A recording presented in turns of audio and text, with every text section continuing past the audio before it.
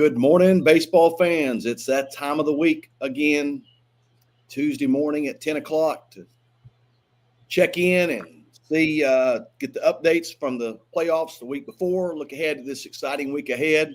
We are in the Elite Eight round for all classifications. And, not to just sound like we're making this up, but what a week of baseball, what a weekend of baseball we just got finished with, man. There were several big-time series that were forced to finish yesterday due to rain late last week. All of those series finished last night. We were following along on Game Changer.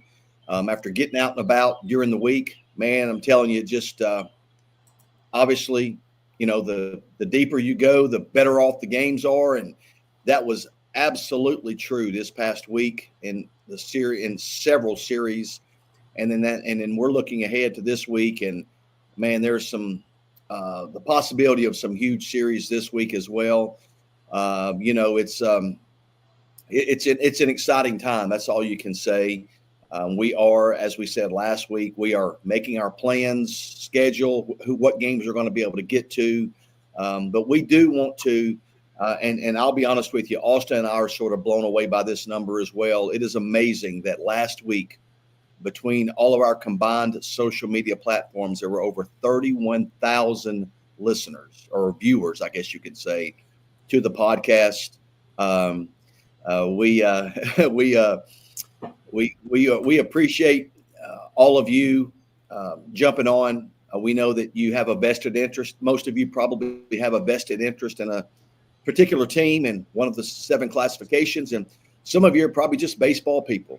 But we don't want to beat around the bush too long, because obviously this gets a little lengthy as the teams dwindle. Our podcast should go down in length, and we certainly hope so. After that last week's 4.5-hour episode, we're hoping we keep this somewhere between 2 and 2.5 hours. Good morning, Austin. How are you? Good morning. Just like you said, building the schedule, looking and see. I think this is the week, teams start moving up series. There were some series last week on Thursday, and they're get started this week on Wednesday. And man, last week, it was tough to build a schedule, especially for that Thursday with the rain impacting the state pretty much from Montgomery north. I was headed to the Birmingham area and went to 3 different games. First 2 got rained out, and ultimately found a doubleheader to go to on Thursday, and then stuck around in that Birmingham area on Friday and saw some good baseball. So, you can put your finger on a map and there's going to be a good series. I mean, we'll have plenty of people out covering games this week. I know, we're not sure where we're going, but there's, you can go to anyone and watch some good baseball. If you get to the Elite Eight, it's certainly a big accomplishment, and kudos to these teams for making it this far. And, if you get to the Elite Eight, you're 4 wins away from getting to the state championship. So these are, really good teams in each classification, and excited to get going. I know, like I said, some series get started on Wednesday, and ready for another full week of baseball. Yep, and we will jump right into this week. But before we do so, we're going to take a quick look to last week. Do we have to? We've got to keep our audience up to date. Last week in 1A, Austin was his worst classification he's ever picked. He'll tell you that. Austin was 3-5 in 1A. I was 7-1 in 2A. Austin was 6-2. I was 5-3. We were both 7-1 in 3A. Austin was 7-1 in 4A. I was 8-0. Austin was 4-4 in 5A. I was 5-3. In 6A, Austin was 4-4. I was 5-3. And then both of us were a perfect 8-0 in the 7A picks last week. So last week's record for Austin, he came in at 39-17, and I was at 45-11. If you combine that with our picks from the previous week, where Austin had a 3-game lead, that has now swapped, and I have a 3-game lead. Austin currently sits overall at 123 wins and 29 losses through the first 2 rounds.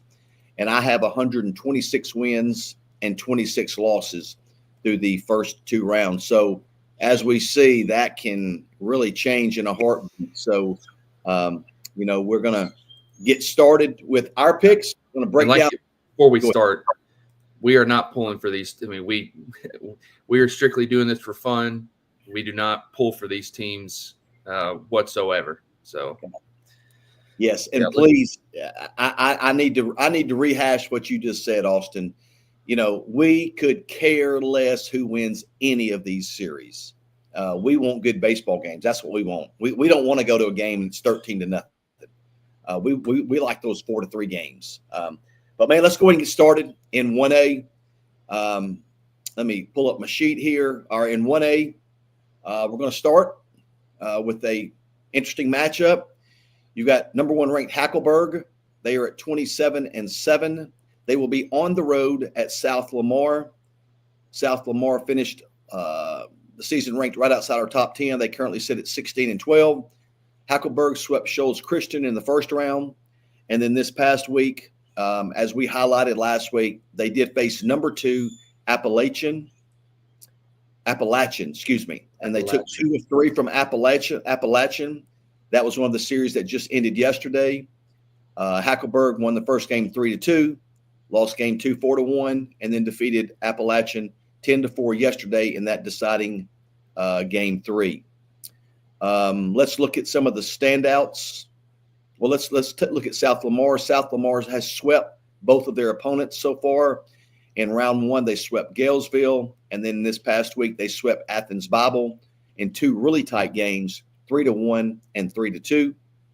Let's take a look at Hackleberg and this week's results. In game 1, in that 3-2 victory, Blaze Vickery turned in a complete game win with 7 innings on the mound with only giving up 2 hits, 2 earned runs, and 2 strikeouts. He also added a home run and an RBI. Ross Hudson added a double. Jaquan Reeder had a single and an RBI. And John Hastings Stidham was a perfect 3 for 3 at the plate. In game 3, again, they lost game 2, 4-1. In game 3, they gave the ball to Ross Hudson. Ross Hudson gave them another complete game win, going all 7 innings. He allowed 3 earned runs on 2 strikeouts. And at the plate, he was also 2 for 3 with a double. Some other offensive firepower for Hackleberg, Blaze Vickery, after the home run in game 1, was 2 for 2, had another home run, obviously an RBI. John Hastings Stidham was back on it again in game 2 after a perfect 3 for 3 in game 1. In game 2, he was 3 for 4 with the home run and 4 RBIs, and Edge Weeks also contributed with an RBI single.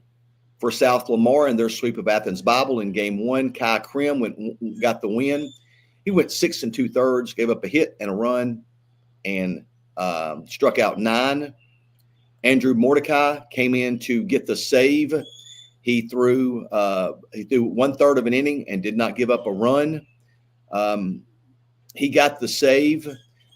In game 1, South Lamar scored 2 in the top of the 7th that broke that 1-1 tie and gave them a 3-1 lead. Krim went out and got 1 out in the 7th, and then Mordecai came in and finished it off.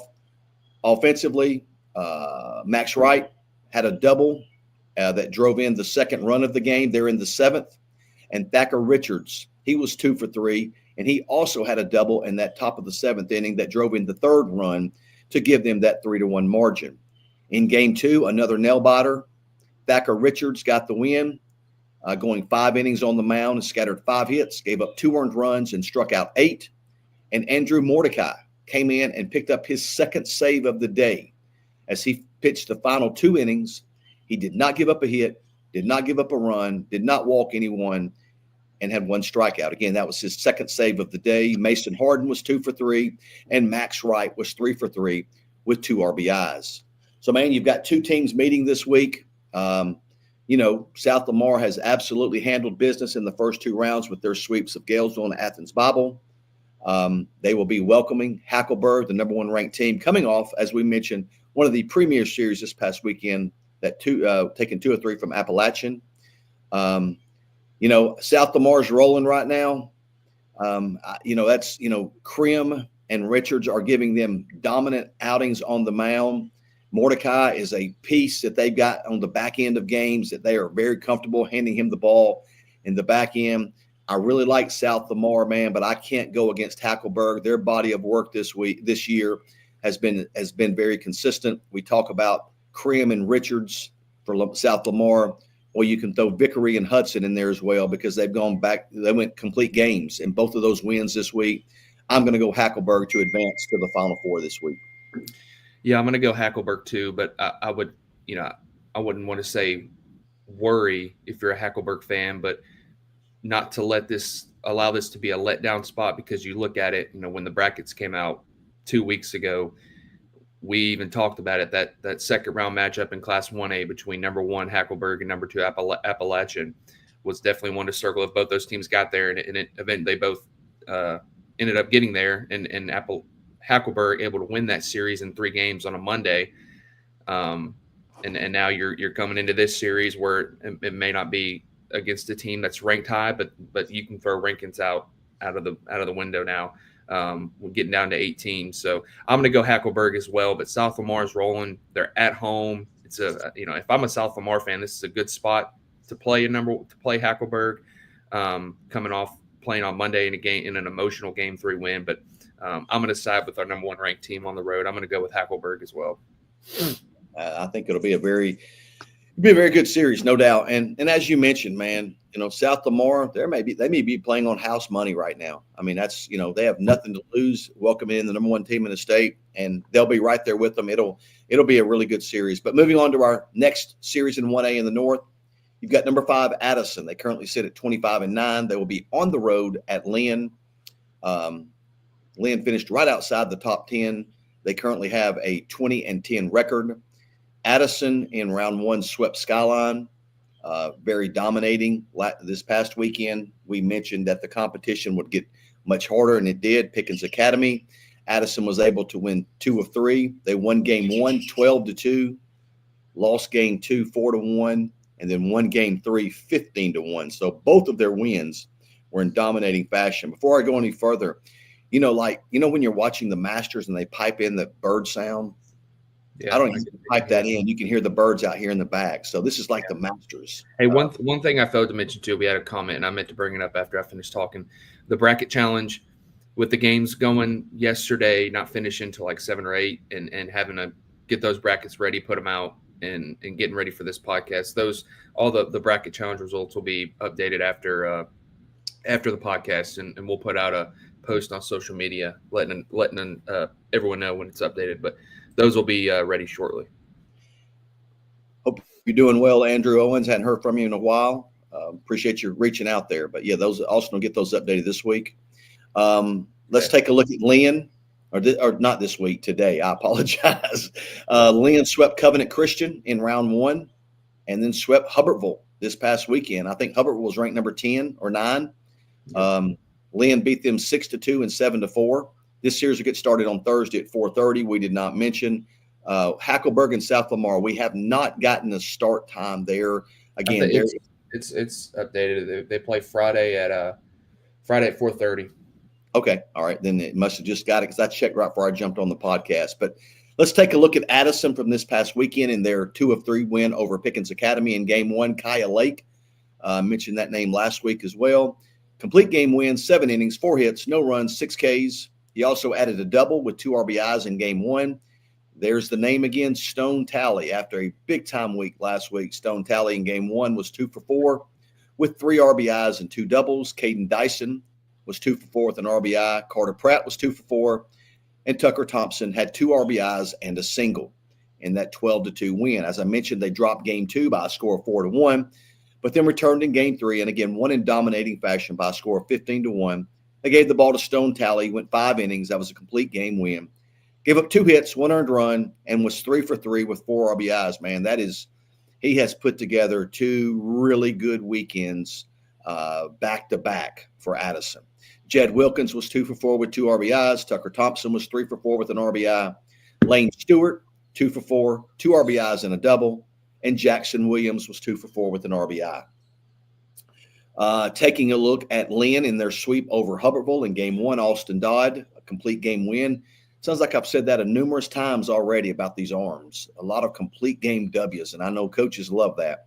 Austin Dodd, 7-inning complete game win, gave up 2 earned runs on 6 strikeouts. Connor Tittle had a home run and 2 RBIs. Bryce Bond was 2 for 3 with an RBI. Ashton Hopkins was 2 for 3 with 2 RBIs and 2 doubles. And Kyler Jordan was also 2 for 3.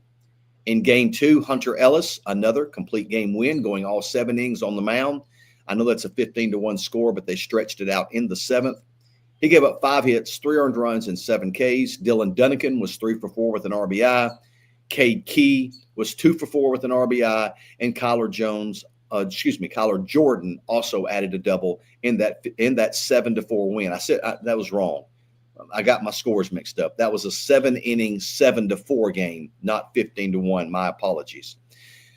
Man, this is one I went back and forth on, and it's one that if you look at it, you think, why would you go back and forth on this? I mean, you look at Lynn's resume the last 2 weeks, dominated in round 1, beat a very solid Hubbardsville team, 6-2 and 7-4 this week. We've talked about Addison all year with that 25-9 record. I think these are really 2 evenly matched teams. The rankings may not give you like a 5 versus 6 matchup, but I think it's 2 evenly matched teams. I'm going to go maybe against the grain a little bit. I'm going to go with the visiting team. I'm going to go Addison this week, and I do believe that Lynn will give them everything they want, and I would not be surprised if my pick is wrong here because, again, Lynn is rolling right now, but I'm going to side barely with Addison.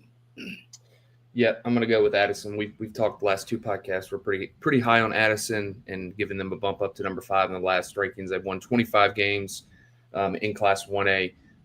But Lynn's played a tough schedule. They played the likes. I think Lynn and Addison have already played this season, but I know Lynn has played Hackleberg. I want to say they've beaten Hackleberg once. But you look at the Addisons, the names that you talked about last week are the names that you're talking about this week's the Kaya Lakes, Stone Tallies. Guys continuing to produce for Addison, and same can be said about Lynn beating Hubbardsville team that talked about. I think Hubbardsville beat Coosa Christian, and then for Lynn to be able to beat Hubbardsville, that speaks to how strong that they are after a dominant opening weekend against Covenant Christian. But ultimately, I'm going to go with the road team as well. I'm going to go with Addison to get a series that I could see going either way. Could see it going 3 games, but I agree with you. I'm gonna go with Addison ever so slightly. I do think runs will be at a premium in that series. I mean, you look at both of those teams got complete game win in both of their wins. Each of their 2 Addison, they played twice 3 times this season. Addison's won all 3 games. Well, guess what? Yeah. It's hard to beat a team twice. It's hard to beat a team 3 times, and it's even harder to beat a team 4 and 5 times. One score was 5-4, and then another one was 10-9. So 2 1-run games. So it'll be a good series. It will be a really good series. That's going to be one to follow, obviously. Our next series is the first one in the South in 1A. It matches Brantley. Brantley comes in with a record of 18-3 and a ranking of number 9. They will be on the road at Autauga Academy. Autauga Academy comes in with a 14-18 record, and kudos to Autauga Academy. We talk about it all year about when you get in the playoffs or when you get in area play, your record means nothing. Obviously, Autauga Academy's record is not great. That goes back to the schedule, the difficult schedule they played, and again, getting hot at the right time. So this is another one that's going to be an interesting one to follow. Brantley swept Kinston in round 1, and then this past week they took 2 of 3 from a quality university charter team. They dropped the first game of the series. They lost 12-9, but then came back to win a very close game 2 by a score of 2-0, and then just poured it on in game 3 where they won 18-1. Autauga Academy, on the other hand, they swept Choctaw County, dominating fashion in round 1. And then they also took 2 of 3 from Milry, much like Brantley took 2 of 3 from University Charter. They lost game 1 by a score of 3-2, was able to win game 2 by a score of 8-4, and then won game 3 by a score of 2-1. So both of these teams come in with a very similar path in terms of dominating in round 1, being pushed to game 3, in round 2. So I think this sets up and going to just make the quality of baseball in this series very high level. Let's take a look at Brantley and their 2-of-3 win against University Charter this past weekend. In game 2, again, they lost game 1, but in game 2, Jaden Parks, a complete game win going 7 innings. He gave up 4 hits, no runs, and struck out 12. He also added a single. And Tyler Carter was the big offensive star in game 2, as he was 2 for 2 with 2 triples in that 2-0 win. There wasn't a lot of offense on either side there. And then you skip to game 3. In that 18-1 5-inning victory, John Harper-Gilcrease, we mentioned him last week, got a complete game win going all 5 innings, scattering 5 hits and 1 earned run, and he struck out 4. He also went 3 for 4 with 2 RBIs and a triple in that game 3. Kevin Freeman was 2 for 2 with an RBI and a walk, and Reese Odom was also 2 for 3. Again, 18-1. There were several runs that they were able to score due to miscues or walks or on the other end. So, but those were the big offensive standouts in game 3. Look at Autauga Academy, and again, they dropped game 1 as well, much like Brantley did. In game 2, they gave the ball to Carson Turner, another complete game win, going 7 innings on the mound, scattering 8 hits, giving up 3 earned runs with 4 strikeouts. Damian Dickerson was 2 for 4 with 2 RBIs. Hayden Causey was also 2 for 4 with 3 RBIs and a double. And Landon Salter was 2 for 4. And Cody Torno, I believe that's how you pronounce that. If not, I apologize, Cody. Cody was 2 for 3 with 2 RBIs, including a double. So that advanced, that 8-4 win got them to game 3, where they were able to win a tight 2-1 game over Milry, where Logan Dunaway, another complete game win, going 7 innings pitched. He scattered 7 hits, gave up 1 earned run, and struck out 4. The 2 RBIs in that 2-1 game came from Carson Turner, who had an RBI single, and Cody Torno. And again, if that's wrong, I apologize. Tornow possibly, with a single and an RBI. So, man, I think these are 2. I mentioned it. They're at this stage in the Elite Eight. They've both traveled pretty much the same path to get here. Autauga Academy has turned some heads with their performance the first 2 weekends, and there's a lot to like in Autauga Academy. There's also a lot to like in Brantley. I'm going to go the slightest of margin with Brantley this week on the road. But again, I don't want to just sound like a broken record from the last series.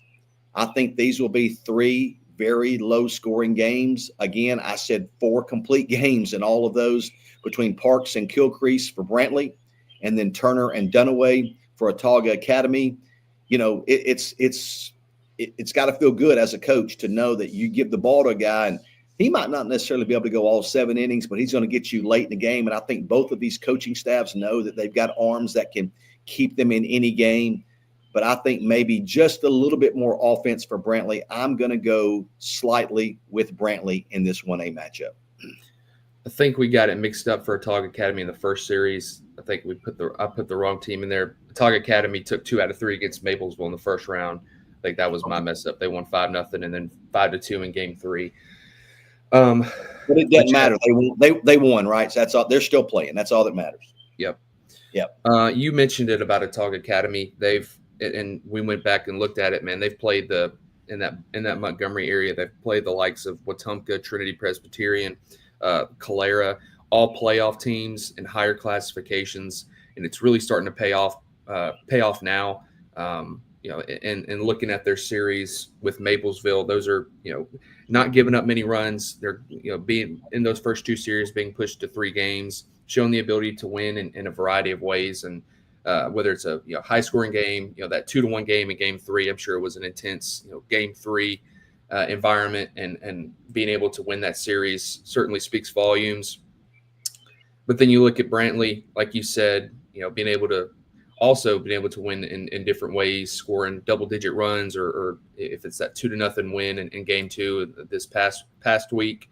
The returning starters for Brantley as well, the guys who have played in state championships, I think 2 or 3 years ago. But I'm going to go with the home team here. I'm going to side with the Autauga Academy. I've picked against them the first 2 weeks, and they proved me wrong. So kudos to them. I'm going to go with Autauga Academy at home. Like I said, I think the strength of schedule, teams that they played, has prepared them, and they're kind of reaping the benefits of it. And I like them to advance to the Final Four in 1A. So I'm going to go with Autauga Academy. And again, we've talked about that all year. The records, they're important, but they don't mean anything until you get to area play, into state playoffs. And Autauga Academy, good for them. That record's paying off for them right now. Tony, thank you for joining in, man. Good morning, guys. Some great baseball being played in both Elmore and Autauga counties. Love to see right. it. Man, Stanhope, we were following that game like crazy last night in a text chain with a bunch of guys. Man, that was a great series. There's some good baseball in Montgomery, and I think there's a couple. I think Marbury's at home. I think there's some good baseball being played in Montgomery this year. Yeah, the kid, what was it? Payne? Was it Payne that came in second, third, Luke, no outs last night? Luke, yeah, Luke Payne. Yeah, that was crazy. So let's go ahead and wrap up 1As. We take a look at our last matchup, and it's another biggie. You've got number 4 versus number 6. You've got Florala. They are ranked number 4. They come in with a record of 19-8. They will be on the road at Leroy. Leroy comes in ranked number 6. They're at 24-9. First round, Florala swept Red Level in dominating fashion. This past week, I think it was number 3 versus number 4, I believe it was, or 4 versus 5. They took 2 of 3 from Fayetteville. They won. Listen to these scores. They won game 1 3-2, lost game 2 2-1, and then they were able to win game 3 8-4. That sounds a little bit of they were able to relax in that 8-4 game, it seems like, after playing back-to-back one-run games. I say that jokingly. But Leroy, they will be waiting for Florala. Leroy swept Sweetwater in round 1, and then they took 2 of 3 from Billingsley this week. That was another ranked matchup. So both of these teams are really seasoned getting to the Elite 8. Leroy took 2 of 3 from Billingsley. They won game 1 5-4, lost game 2 10-6, and then were able to pull out the win 4-1. Let me go ahead and say this before I talk about this. Man, I haven't made my pick yet, so I'm still deciding. That's how close I think this one is. So I'm gonna decide while I'm talking. But in game 1 for Florala, Dalton Jackson, a name that was on the list last week, a name he's been a big contributor for Florala for years. Got the ball. I went 5 2/3. He did get the win. He gave up 2 hits, 2 earned runs, and struck out 7. I think he's going to Coastal North. He was also 2 for 3 with an RBI with the bat. Aiden Brooks, again, there were only 3 runs scored. Jackson scored 1 of those. And then Aiden Brooks, he had a single and 2 RBIs, giving Florala that 3rd run in that 3-2 ball game. Fast forward to game 3 after losing game 1. Noah Bryan got the ball, turned in a complete game win, went 7 innings, and gave up 4 hits. Florala scored, Noah Bryan, I think he gave up 3 in the first, I believe it was. I think that's what, it may be wrong. I think he gave up 3 in the first and then really settled in. Easton Walsh, he had a double and 2 RBIs. Again, Dalton Jackson back on it in game 2, going 2 for 4 with 2 doubles and 3 RBIs. And Gage Davis also collected 2 hits and got an RBI in that 8-4 win. Jumping over to Leroy, we mentioned in their 2 out of 3 win against Billingsley in game 1. Brady Keith went 2 for 3 with 2 RBIs. He also went 2 1/3 innings pitched, got the win in relief. He gave up a hit, no runs, no walks, and a strikeout. So, again, he got the win in relief there in that 5-4 win. Andrew Malden was 2 for 3 with an RBI. And Sawyer Sullivan, he gave them a start, did not get the win, but went 4 2/3, gave up 1 hit, no earned runs, and 4 walks. And they did drop that game 2 10-6, came back and won game 3 4-1. Game 3 starter Keegan Giles. Forgive me if I'm wrong. I believe Keegan made a game 3 start game 2 start last week. That's right. I believe it was. This week he turned in a complete game, going 7 innings, scattering 8 hits and 1 earned run with 7 strikeouts. He also added a double. And John Colby Foster was a perfect 3 for 3 at the plate with an RBI. Again, I've already mentioned this. These are two really good 1A teams. We've got them 4 and 6 for a reason. I told you I had not made my pick yet. I'm going to go with Florala. I'm going to go with Florala. Not comfortable with that pick. Could very easily go Leroy.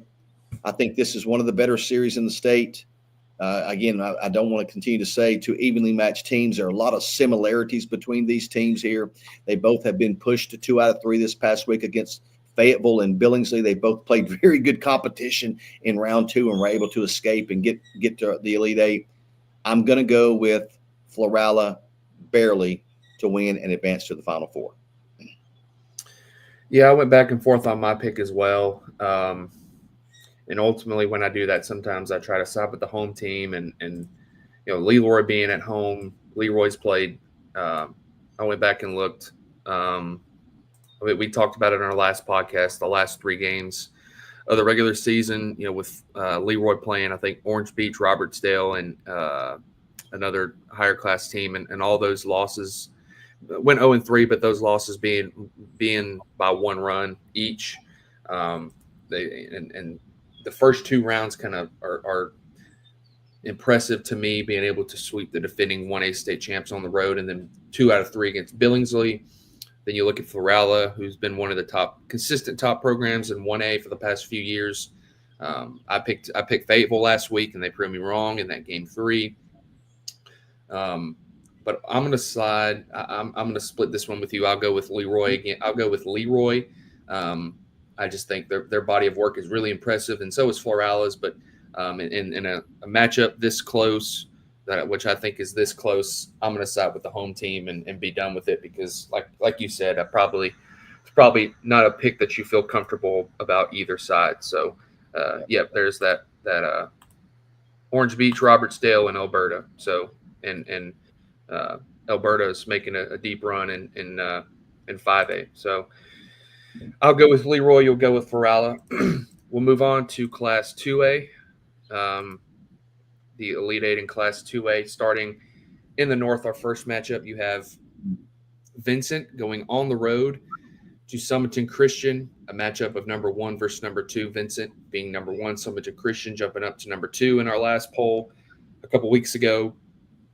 There's 2 number 1s versus number 2s. There's one in Class 2A, and then another one in 7A we'll talk about later.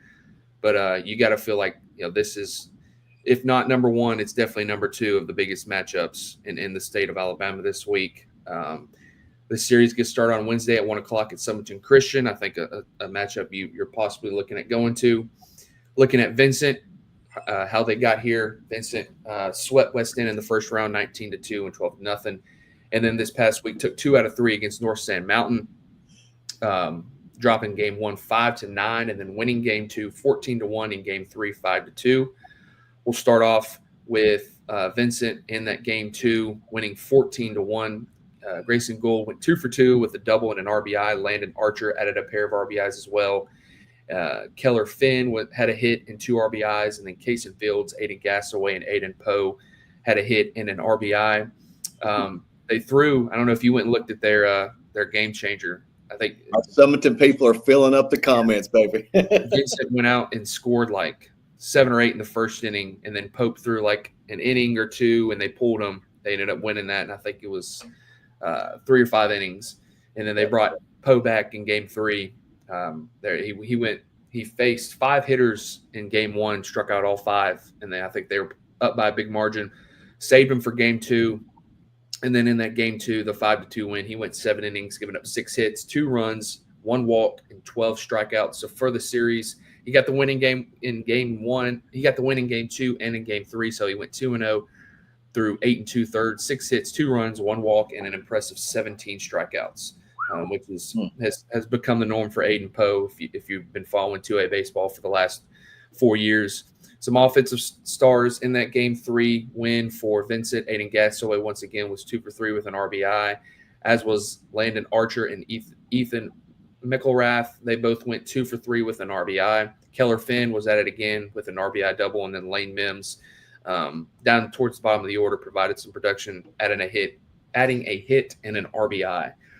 Looking at Sumiton Christian, number 2 in Class 2A, how they got here. They swept Lamar County 7-5 and 15-0 in the first round, and then last week swept Lindsay Lane Christian 3-0 and 10-0.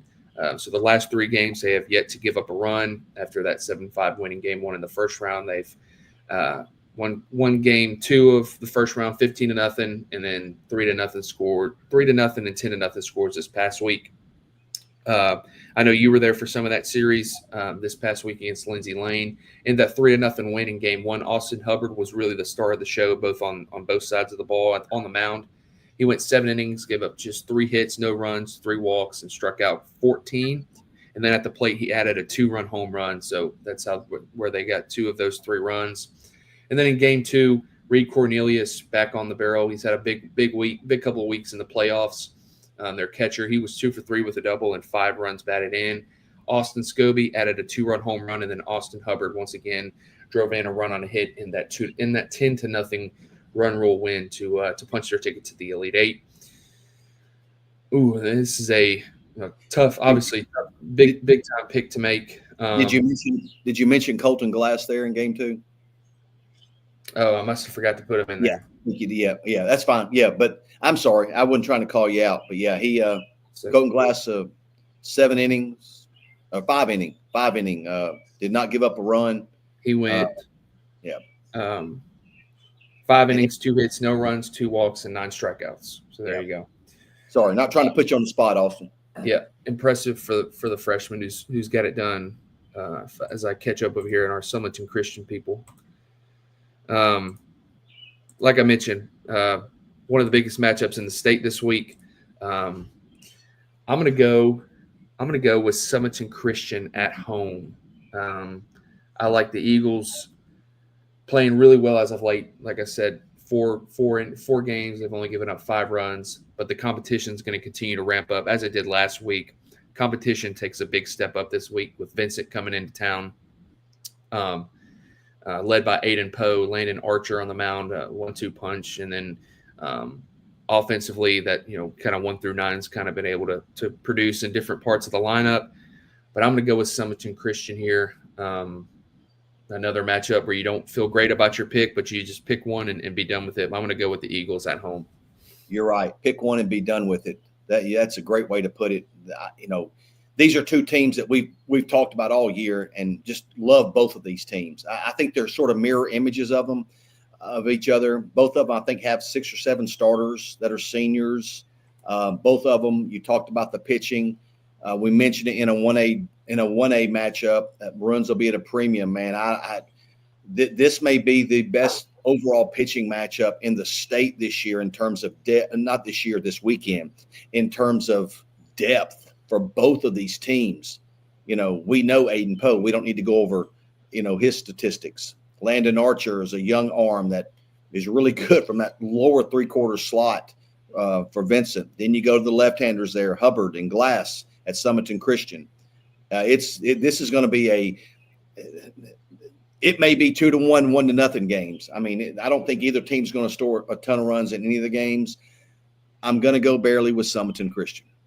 And again, not comfortable doing it. I think you said they haven't given up a run in 3 games. Well, Vincent hadn't given up much either, outside of one little hiccup there. But this is a toughie, man. This is a toughie. I'm going to go with Sumiton Christian. And it's a game that I may try to be at tomorrow. So we'll see how this one plays out. Yeah, like you said, this series gets started on Wednesday at 1:00 at Sumiton Christian. So if you're in that area, that's definitely a good place to go watch some good baseball. Our next matchup in the north, we have you have Red Bay, who will be on the road traveling to Mars Hill Bible. Red Bay, our number 6 team in Class 2A. They enter this series with a 24-7 record. They'll be traveling on the road to Mars Hill Bible, our number 7 team in Class 2A. They have a 20-12 record after this past week. So number 6 at number 7. This series will get started on Thursday at 4:00, Mars Hill Bible. Looking at how these teams got here, we'll start with Red Bay after a sweep in the first round over Cold Springs by scores of 16-2 and 10-0. Red Bay took 2 out of 3 at home against Decatur Heritage, winning game 1 8-5, dropping game 2 7-3, and then winning game 3 5-1 on Monday. Starting off with that game 1 win that I think they played half an inning or 1 inning. 2 outs in the top of the first. Yeah, I know you were there. What was it? 2.5 hour drive close to the Mississippi state line, and then the bottom foot fell out and got to see 2 outs. But But it was worth it getting to see our man Adam. Finally got to meet him over there, man. And then I guess let's go ahead and say it, man.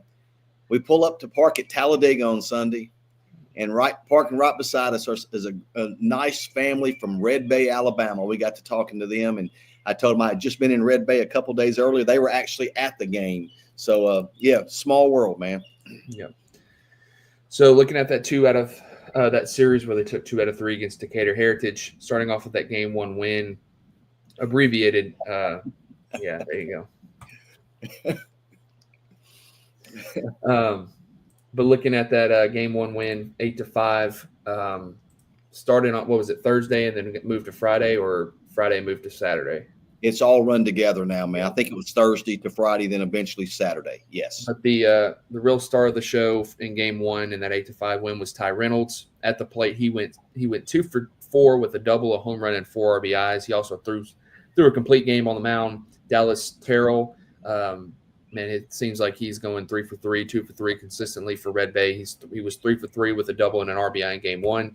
Jeremiah Thorne was 2 for 4 with a run driven in. Harley Strickland was 2 for 4 with an RBI double, and Landon Louie had a good series starting it off in game 1. He was 2 for 4 with a double and an RBI. They dropped game 2, 7-3, and then in game 3, that 5-1 win, Jeremiah Thorne got the ball and went 7 innings, giving up 4 hits, no earned runs, just walked 2, and then struck out 6. He also added 2 hits at the plate in a 2 for 3 effort. Dallas Terrell, once again, with a multi-hit performance, going 2 for 3. Reed Hamilton drove in a run on a 1 for 3 performance, and then Landon Louie, once again, was 2 for 3 with a double and 2 RBIs. Moving over to Mars Hill Bible, the Class 2A defending runner-up from last year's state championship series. Mars Hill Bible gets here by sweeping Pisgah in the first round, 11-2 and 14-0, and then went on the road this past week in the Sweet 16 and swept Westminster Oak Mountain by scores of 10-0 and 7-3. In that game to 1, 10-0 win, Cam Isbell got the ball on the mound and went 6 innings, giving up 2 hits, no runs, walked just 1 hitter, and struck out 8. He also added a hit and an RBI at the plate. Oakley Bevis added a hit and 2 RBIs. Noah Handback in the leadoff spot was 2 for 3 with a run batted in. Luke Fowler had an impressive 3 for 4 performance, and then Bo Willis drove in a run while going 2 for 2. And then in that 7-3 win in game 2, Noah Handback once again went 1 for 2 with an RBI, and then came on in relief and delivered 3 innings of shutout baseball while just giving up 2 hits. And then Oakley Bevis once again drove in a run on a hit, and then Brooks Campbell, hitting in a DH role, was 2 for 3 with an RBI double. I jumped on the Red Bay wagon last week. I think you picked Decatur Heritage. I picked Red Bay. They ultimately won that series in 3 games. But you look at Mars Hill Bible, and you think of Mars Hill Bible, you think of playoff success. Like I mentioned, made it to the state championship last year and fell just short to Ayrton. But I like Red Bay, and we've talked about Red Bay last year, kind of coming onto the scene, making a deep playoff run. And I think Mars Hill Bible was the team that put Red Bay out in this, I want to say, the semifinals. And I think kind of Red Bay's, if I'm wrong, I may be completely off, but I think it was Mars Hill Bible who put out Red Bay last year. I think it's a rematch. I'm going to go with Red Bay here to go on the road. I picked them last week, and they had a big win over Decatur Heritage. I'm going to go with Red Bay to get another big win. They'll be on the road this week at Mars Hill Bible, but I'm going to go with Red Bay to go on the road and take 2 of 3 against a talented Mars Hill Bible team. You're right. I picked against Red Bay last week, went with Decatur Heritage. We talked about that being going to be a real good series, and it was. I hate that I missed that. I really wanted to watch that, but again, Mother Nature can do nothing about it. You look at Mars Hill Bible, man, that's an athletics program that is absolutely used to winning. deep runs in football. They got beat in the state finals in basketball this year, state runner-up last year in baseball. I mean, we talk about it. Winning is in their culture. Winning is in their DNA. Red Bay, the same way. This is a group that's been playing together for a long time. I think it's a lot of juniors. There are some seniors mixed in. This is another toughie. I'm going to join the train ride with you. I'm going to jump on with Red Bay to go on the road and get a big win this week. It's not going to be easy. Coach Willingham at Mars Hill does a fantastic job. Well coached, former major leaguer, played in the big leagues for years and years, does a great job there. But I'm going to go. I think there's just something in that Red Bay team. Impressive beating Decatur Heritage, because that's a team with arms. I could really see Decatur Heritage making a run. Red Bay beating them turned my eyes. So I'm going to go Red Bay with you as well. And they did meet up. They met up in the semifinals last year of 2A. Mars Hill Babel swept them. So okay. This will be a matchup that Red Bay's had circled for quite some time, and I'm sure Mars Hill will be ready for it. But we'll both side with Red Bay. We'll move on to the South in Class 2A, our first matchup. You have Pike Liberal Arts traveling on the road to Tuscaloosa Academy. You got number 9, Pike Liberal Arts traveling, like I said, Tuscaloosa County, just outside the top 10, but have really come on strong. Pike Liberal Arts enters with an 18-14 record. Tuscaloosa Academy is 15-19, but we say it every week. Do not let that record fool you. Pike Liberal Arts, starting off how they got here. We'll start off first before we get into that. This series gets started in the Tuscaloosa area at Tuscaloosa Academy on Wednesday at 4:00. Starting it off with Pike Liberal Arts, how they got here. They swept Geneva County in the first round, 7-3 and 9-1. And then this past week, they swept Horseshoe Bend 14-3 and 14-1. In that game 1 win, the 14-3 win, Luke Barron was a perfect 4-for-4 with 3 doubles and 4 RBIs. Garrett Whitaker was 2-for-3 with 2 runs batted in. Cade Brookins got the start. It went 5 innings and gave up just 2 earned runs and added an RBI triple at the plate. And then Jack Baggett and Cole Garrett were added a hit and a pair of RBIs each. So that's how they won 14-3. And then in game 2, winning 14-1, Pruitt Vaughn in the leadoff spot was 2-for-3 with a run driven in. Cade Brookins added a 2-for-2 effort once again with a triple and 3 RBIs. Cole Garrett drove in 3 more runs on a hit. Jack Baggett added a triple and 2 RBIs. Garrett Whitaker once again was 2-for-3 with a triple and an RBI.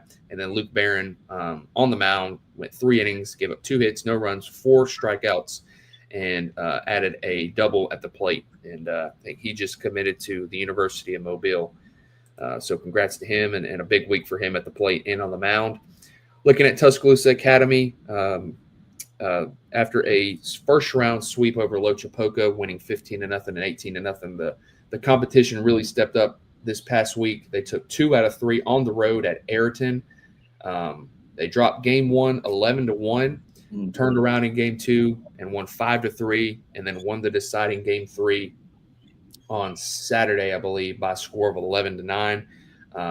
Man, big statement there for Tuscaloosa Academy, and we talked about it. I think they were we had them ranked preseason top 10. I think they started 1-13, 1-14, had some multi-sport players coming back from basketball, played a tough schedule.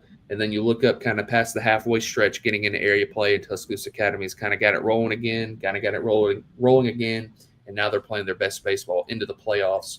We'll look at that game 2 win over Ayrton by a score of 5-3.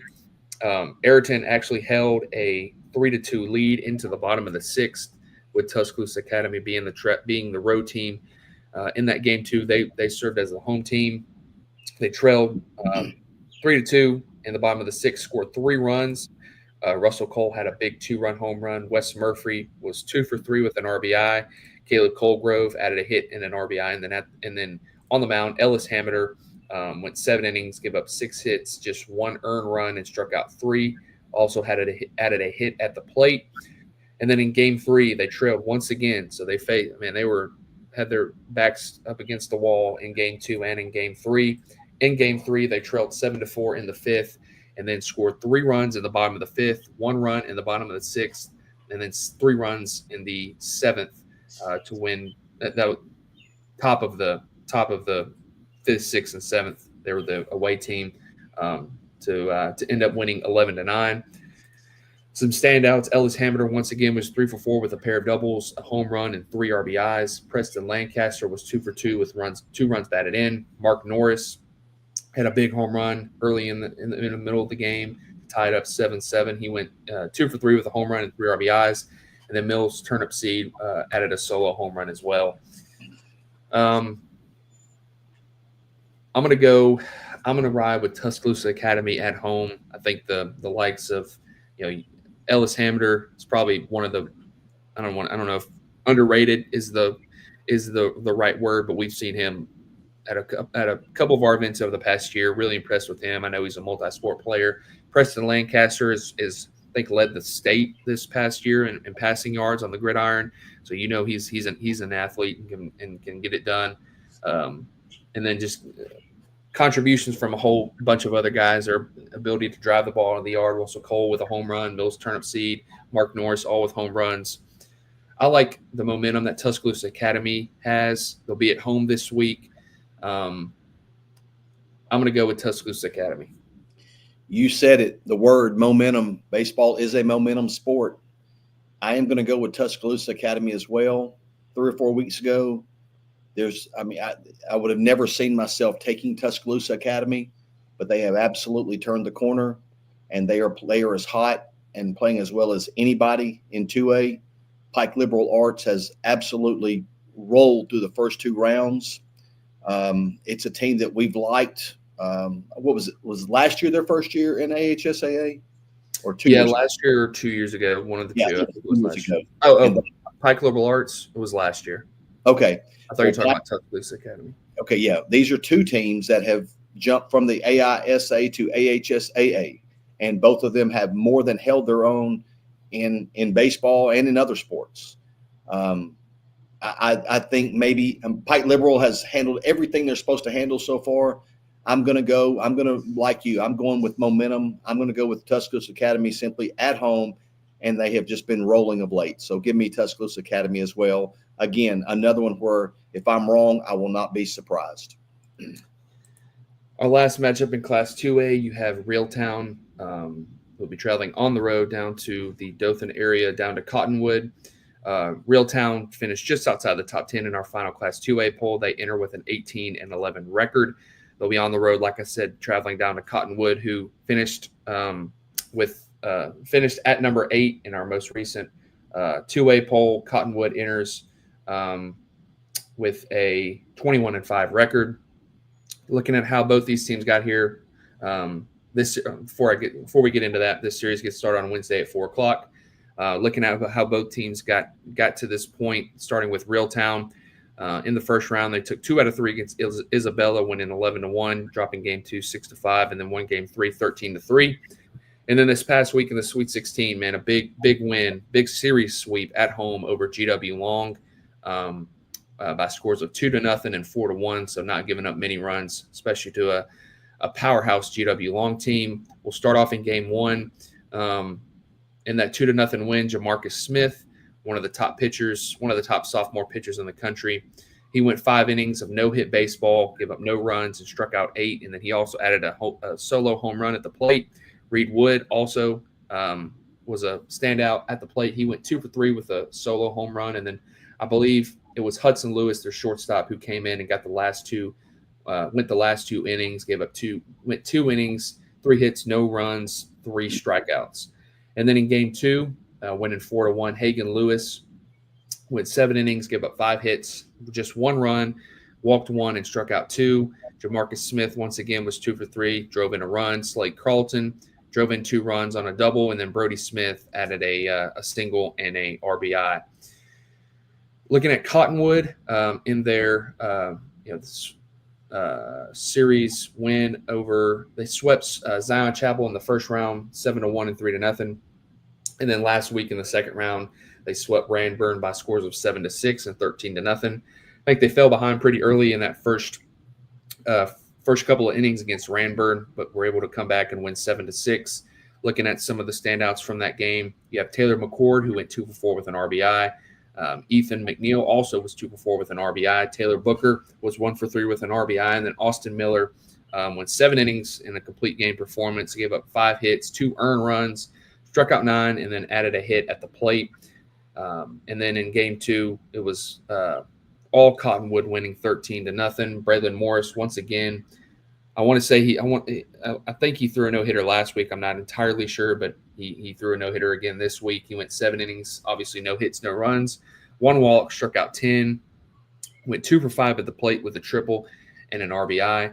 Austin Miller at the plate went 3 for 5 with a double, a triple, and 4 RBIs. Taylor McCord, once again, was 2 for 5 with a triple and 2 runs batted in.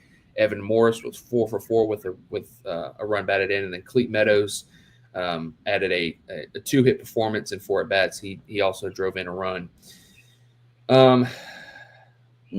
This is and you get down to this, you say this about every series, but man, pitching, you look at this past week, Reeltown giving up 1 run to GW Long in 2 games.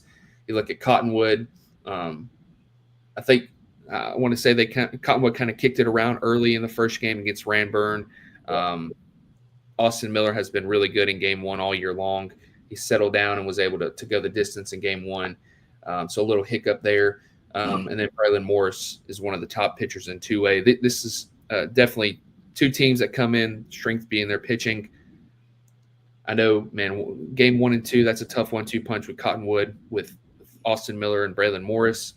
But I'm going to go with the road team, the Reeltown Rebels, led by Jamarcus Smith. I think they're the Lewis brothers, Reed Wood at the top of that order.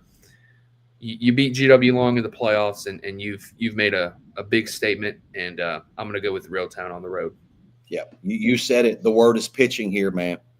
I mean, it's pitching. Again, another series where I believe runs are going to be at a premium. You've got seasoned vets throwing for both sides. You know, Jamarcus is finally back, I think, 100% healthy this spring. I know he's battling some back issues. He's back, and that performance last week showed it. Hey, that's tough, man. It's tough to beat Jamarcus, but I say this a lot. You know, you're not going to score a bunch of runs off Jamarcus. They're not going to score a bunch of runs off Miller or Morris. You know, throw Hagan Lewis in there as well. This is 2 low-scoring games. You go Reeltown, I'm going home team. Give me Cottonwood. As I said. Pitchers duel this weekend. I'm going to go Cottonwood. We're going to split that one. Again, we're trying not to say the same thing all the time about tightly contested series and pitching matchups. But, man, let me tell you something. It's the truth. The deeper you get, the harder it is to win, and the more the teams are the teams are even. So it's tough for us. We're not putting on a show for you. These are tough picks for us. And, again, disclaimer, we don't care who wins. So that'll get us to 3A. 3A, man, another good matchup. Teams we saw in our small town showdown to begin the season. We'll start in the north. You've got number 8. Before we get into any baseball. Oh, yes. Austin, man, I hope everybody can tune into this. Check out what went on in Gordo this week, right after the national anthem. Got this sent to us. Check it out. I'll be quiet.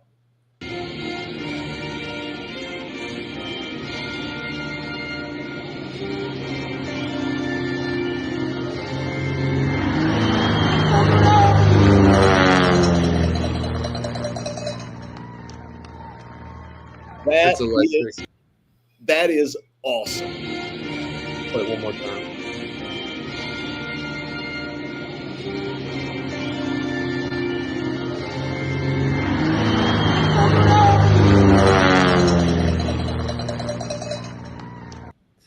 That's awesome. And, man, it makes you really realize how high school sports is part of a community. There's going to be 50% of the teams after this weekend is going to be happy, 50% not going to be happy.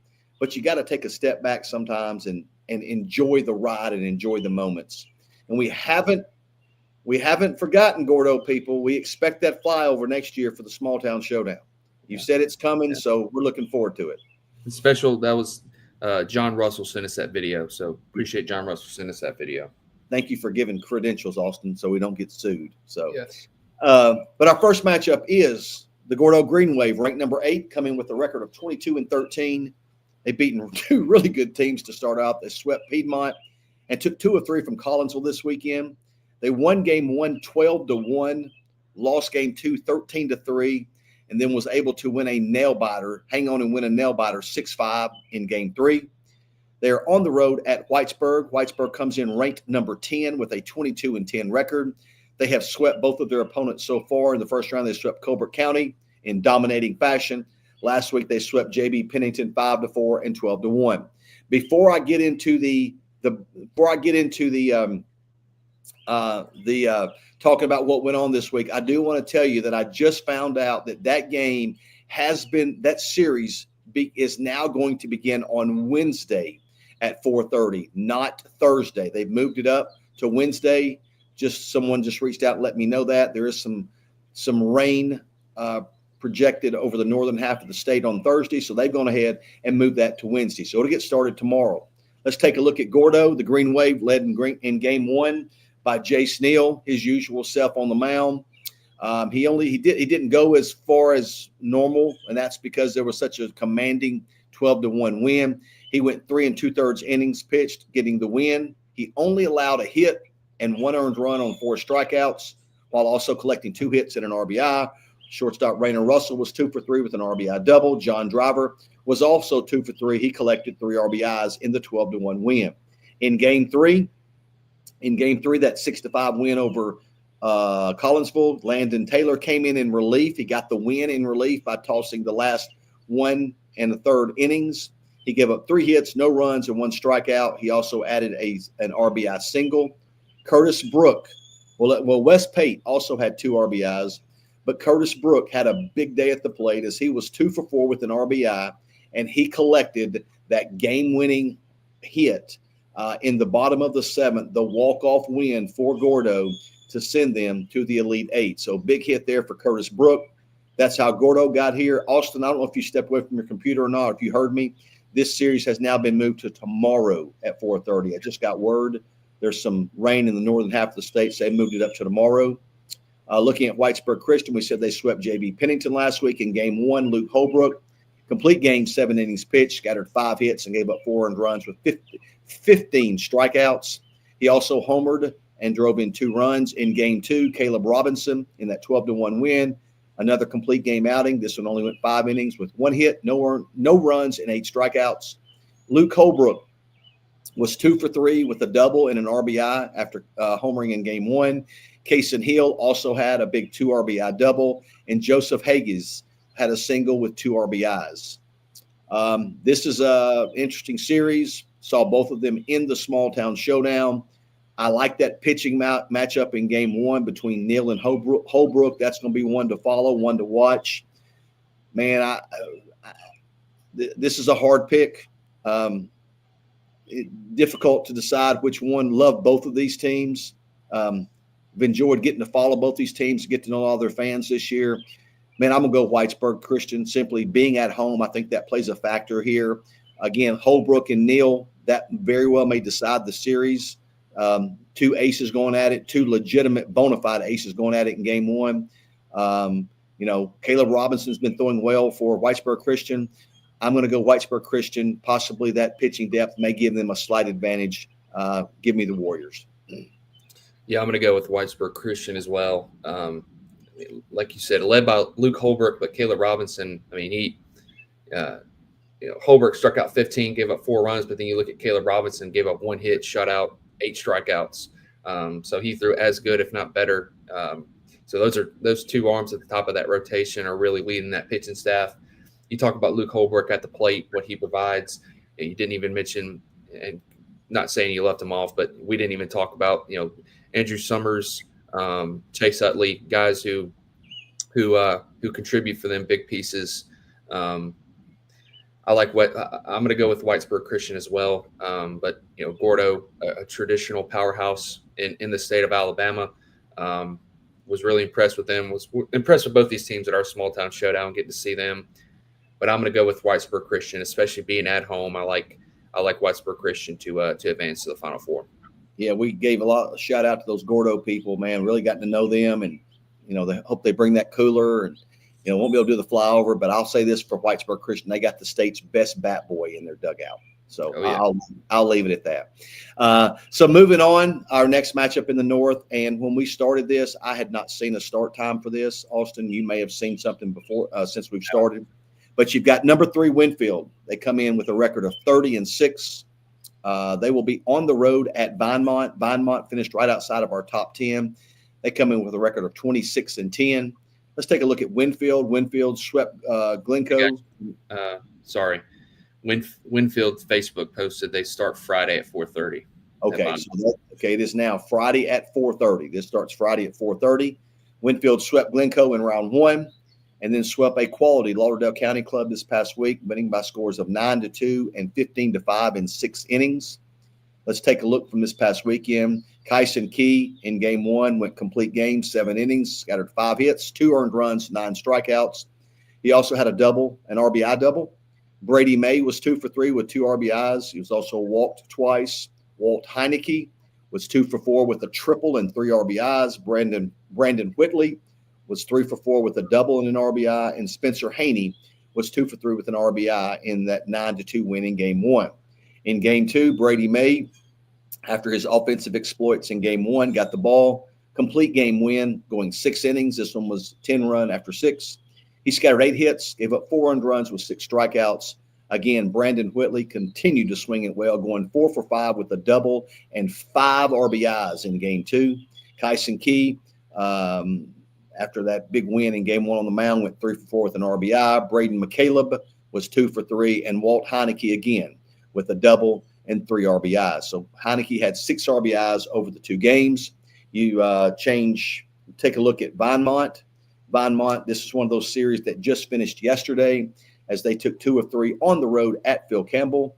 They won game 1 by a score of 12-2 in 6 innings, dropped game 2 9-5, and then won yesterday 15-5. And I think that was it went 7. That's correct. All right, they scored a lot late. Let's take a look at Vinemont with that 26-10 record. Carson Drummond got the win in game 1, going all 6 innings, getting the win on 4 hits, 2 earned runs, and 7 strikeouts. Caden Henderson was 2 for 4 with an RBI double. Jake Hale was 2 for 3 with 2 RBIs. Rylan McRae was 2 for 3 with 2 RBIs. Rush Sandlin was 2 for 3 with a double and 2 RBIs. And Chad Reynolds also collected a double and had 3 RBIs. They did drop game 2 9-5. Came back, gave the ball to Joshua Rhodes in game 3. Another complete game, going 7 innings, scattering 4 earned runs. Giving up 4 earned runs on 6 strikeouts. He was also 4 for 6 at the plate with 2 RBIs. Owen McKinney was 3 for 4. Caden Henderson again 2 for 5 with an RBI. Rylan McRae a triple, 2 RBIs. Hayden Robinson 2 for 4 with an RBI, and Rush Sandlin was also 2 for 4. Man, listen here. This is you can look at playing on Monday one of 2 ways, because I remember when I was still coaching in high school, that Friday to Friday can get really, really long, and you try to play inter squads in between series just to keep your guys sharp. Yesterday with Vinemont playing, is that good or is it bad? Some people may think it's bad in terms of pitching. Well, those guys that threw yesterday, Joshua Rhodes, he probably wouldn't throw until Saturday anyway, and if necessary, I may be completely wrong, but there may be an advantage to playing yesterday just to staying at game speed. That could serve Vinemont very well. Again, on the road at Phil Campbell, winning that, really impressive. But man, we've talked about Winfield all year, 30-6 record. They've swept 2 quality opponents the first 2 weeks. This is going to be a good series. I mean, a 30-win team and a 26-win team. That's all you need to know about these 2 teams. But I'm going to side with the Pirates. I'm going Winfield.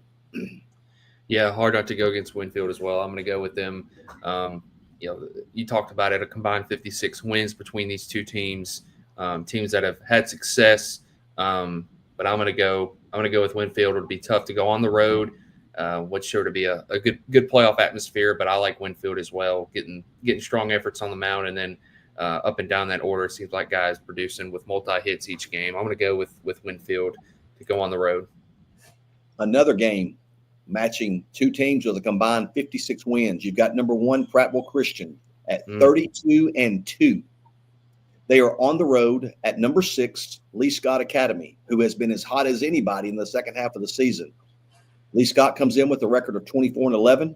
This year's will get started on Thursday at 4:30. Prattville Christian swept Childersburg in week 1. This past week, they swept a quality Wicksburg team, a team that we talked about, a series we talked about last week that maybe it doesn't have the luster of some of the other series, but we knew that Wicksburg was going to play them tough. They didn't necessarily do so in game 1 as they lost 11-1, but they pushed Prattville Christian to the limit in game 2. Prattville Christian was able to win 5-3 in 8 innings. In game 1, Blake Bowman was his usual dominating self on the mound, complete game, going all 7 innings. Gave up 2 hits, 1 earned run, and struck out 12. He also collected 2 hits and 4 at-bats. Gavin Oates was 4 for 4. Gavin Oates was 4 for 4 with a home run and 2 RBIs. Bryce Masters, a double and 2 RBIs. Connor Baker was 2 for 4, 3 RBIs and a double. Luke Lawson, a double and an RBI. That led them to that 11-1 win. And then in game 2, Ethan Walls got the ball, went 7 innings, and he got the win. It was not a complete game. They were the visiting team in this 8-inning affair. Walls went 7 innings, gave up 4 hits, 1 earned run with 11 strikeouts. Walls also added a double. Jack Diefendorfer came in the 8th and pitched 1 inning to get the save of Walls. He did not give up a hit, did not give up a run, and struck out all 3. Diefendorfer also had the 2-run home run, and I may be wrong here. Prattville Christian might have been the home team. Yeah. Yes, I'm sorry. Yes, they were the home team. I apologize. Yes, Diefendorfer through the top of the 8th, and then came to the bottom of the 8th, and he hit the 2-run walk-off home run in the bottom of the 8th to give them that 5-3 win. Connor Baker again collected 2 hits and 4 at-bats with a double. Bryce Masters. It's Cody Baker. Cody Baker. I'm sorry. Yeah, I had vowed not to mess that up this week, man. So Cody was 2 for 4 with the double. Bryce Masters was 2 for 4 with the double and 2 RBIs. And Connor Williams was also 2 for 4 and collected an RBI. He switched sides to Lee Scott Academy. They took 2 of 3 from a ranked matchup in round 1 from Thorsby. They swept Flomaton this week 6-0, 9-2. Let's see how they did that in game 1. Braden Martin, man, continues to give them great outing after great outing. Complete game, 7 innings pitched, scattered 3 hits, did not give up a run, and struck out 10 in that 6-0 win. Sam Jackson, a name that we highlighted last week, continued to swing the bat this week, going 2 for 3 with an RBI double in game 1. Harrison Snow was 2 for 3 with 3 RBIs and a double. And Easton Gregory added an RBI single. In game 2, Barrett Cook, after his performance last week on the mound as well, Barrett Cook got the ball, went 6 1/3, gave up 4 hits, 1 earned run, and struck out 12, while also adding an RBI double in the 9-2 win. Sam Jackson, again, collected 2 hits and 4 at-bats. Alan Owen was 3 for 4 with a double and 2 RBIs, and Smith Harkins had a single with 2 RBIs as well. Listen. I don't know if you said this is I think you said at Lee Scott, this is at PCA this week. Because they went on the road this last week at Wicksburg. Lindsay, my apologies. And Ashley, thank y'all for bringing that to my attention. And Austin, thank you for bringing that up. I apologize. This is at Prattville Christian. Again, please forgive me. Listen here, man. Lee Scott has had a phenomenal year, finishing runner-up in that area with Glenwood, who we think Glenwood's as good as anybody in the state in 3A and in other classifications too. But right beside Glenwood, we've got Prattville Christian that we think is their 32-2 record says enough about them. Their pitching depth. They've got guys that hadn't even used this past weekend that can come in and beat anybody in the state. But then you flip over to Lee Scott Academy, man. That's a tough matchup in game 1 with Braden Martin. Barrett Cook has been on fire throwing, with 2 quality outings in the state playoffs. And I'm going to go Prattville Christian. That's no shot at Lee Scott Academy. But, man, we've made it perfectly clear all year that we felt this Prattville Christian team was on the road to a possible blue map. They've done nothing yet. It's the Elite Eight. We're not giving them the blue map whatsoever. But it is an absolute team that can win the whole thing, and I can't go against the PCA. Give me Prattville Christian. Yeah, I'm going with Prattville Christian as well. You know what you're going to get on the mound in game one from Blake Bowman. And then their juniors and seniors up and down that lineup producing. Ethan Walls in game two. And then how nice is it to bring in Jack Diefendorfer, who would probably be number one at most other schools, and been able to get to throw him in the eighth, and then he hits the walk-off home run in the bottom of the eighth on the offensive side. But you look at the starting pitching as well has been a strength for Lee Scott Academy with Braden Martin and Barrett Cook. Sam Jackson, a big piece of their offense. But I'm going to go with Prattville Christian being at home and setting up a potential monumental matchup in the next round. I wasn't going to say anything yet, but yeah, we'll talk about that. Still business to take care of, but 100%. We aren't coaches, so we don't have to take it one game at a time. We can look ahead a little bit, and we would be lying if we said we had not. I was looking ahead 6 weeks ago. That will take us to our next matchup, and again, PCA has got a quality opponent in Lee Scott. As high as we think of Glenwood, they've got a quality opponent this week as well in St. James. Glenwood comes in ranked number 2, right behind PCA. They come in with a record of 27-4. They swept Hale County in just absolutely dominating fashion in week 1. And then this weekend, man, I'm going to be honest with you, I expected this one to be a little bit more competitive because we saw Thomasville early in the year, defending state champs. I'm going to tell you, we were, and I'm going to say I was surprised this one was as bad as it was, but I think that goes to that's nothing towards Thomasville. That goes to the strength of Glenwood. They were able to sweep Thomasville by scores of 10-2 and 19-3. In game 1, Tyler Sykes, complete game win, going all 7 innings with 7 hits, scattering 7 hits, 2 earned runs, 7 strikeouts. Austin, I don't know if you've seen Mason McCrane's numbers. But over 2 games, in game 1, Mason McCrane was 3 for 3 with 3 RBIs and a home run. Carter Judah was 2 for 3 with an RBI. Andrew Wilkinson was 3 for 4 with 2 RBIs. And Logan Henderson was 2 for 3 with a triple and a double. In game 2, Hudson Campbell got the ball, went 6 innings on the mound, gave up 3 hits and 2 earned runs and struck out 10. Hudson Campbell was also 3 for 4 with 3 doubles and 4 RBIs. Just an offensive onslaught for the Gators. After a 3 for 3 performance in game 1, Mason McCrane was 3 for 5 with 2 doubles, a triple, and 4 RBIs in game 2. Carter Judah again, 3 for 5 with a home run and 3 RBIs after that 2 for 3 performance in game 1. And Levi Ponder was 2 for 6 with an RBI double. I mean, that's just like Murderer's Row up and down that lineup. They've outscored their first 2 rounds 70-5. 70-5. Well, I think you would agree with me, Austin, the competition steps up even further this week. I mean, you say that, but they beat number 4. They beat number 4 last week, 29. Yeah, they beat number 4, yeah. But we know that St. James is very good. Again, they're ranked number 5 with a 20-10 record. They have swept both of their opponents in the first 2 rounds, beating Altamont in the round 1, and then sweeping Providence Christian this past week by identical scores of 9-3 in both games. In game 1, man, Charlie Cutler continues to dominate in all of his starts. Complete game, 7 innings pitched, scattering 4 hits, gave up no earned runs and 6 strikeouts. Cutler also was 3 for 4 with a double and an RBI. Mason Craig was 2 for 4 with an RBI double, and Jimmy Dickens was 2 for 4. Listen to this stat line: 2 for 4, 4 RBIs, a home run, and a double in game 1. That's in game 1 only. In game 2, Tabor Alford got the ball, turned in another complete game win, going all 7 innings, scattering 5 hits, 2 earned runs with 7 strikeouts. Jimmy Dickens back on it in game 2, 3 for 4 with 3 RBIs. And then Wilson Amon, or it could be Amon, I'm not sure. Wilson Amon off the bench, came in, was 2 for 2 with 2 RBIs. Man, let me tell you something.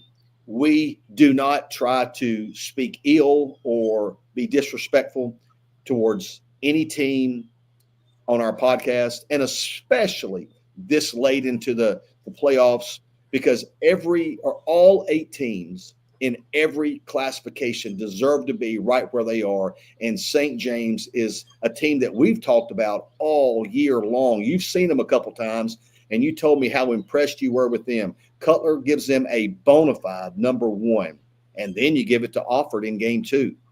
I mean, they're going to beat a ton of people. But, man, I don't think it's a surprise. I'm going with Glenwood. They're a 3A team that can compete with anybody in the state, regardless of class. And now I can mention it. If these 2 series play out the way they might, a titanic matchup next week, I'm going to go Glenwood. Again, no disrespect to St. James. They've had a great year, and it may continue. Let's just be honest with you. They could beat Glenwood, but I've got to go with the Gators. Yeah, I'm going to go with Glenwood as well. But I think St. James sets up a little bit better against Glenwood than Thomasville does. With Charlie Cutler, I think he's on a streak of complete games. He's been up to 89. Tabor Alford, a left-handed pitcher who pitches in the upper 80s. You probably think Glenwood's probably not going to score 29 runs again against those 2 arms this series. I just think the question is, is St. James going to be able to score enough runs to keep up with Glenwood? Are they going to be able to score enough runs against, the likes of Tyler Sykes, Hudson Campbell, Mason McCrane can pitch too. I think that's the big matchup. I think St. James, their arms will be able to slow them down just a little bit. But I'm going to go.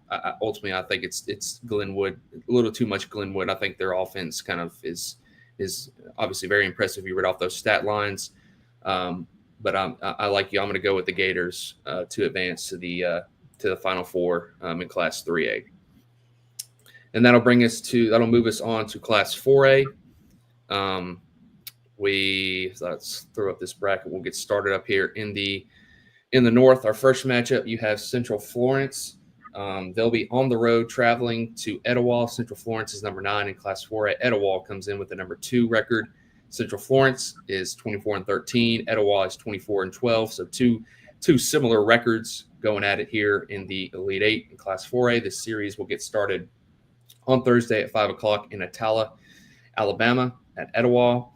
Looking at Central Florence, starting it off, how they got here. They swept Cherokee County in the first round and then swept Cordova this past week 10-2 and 4-1.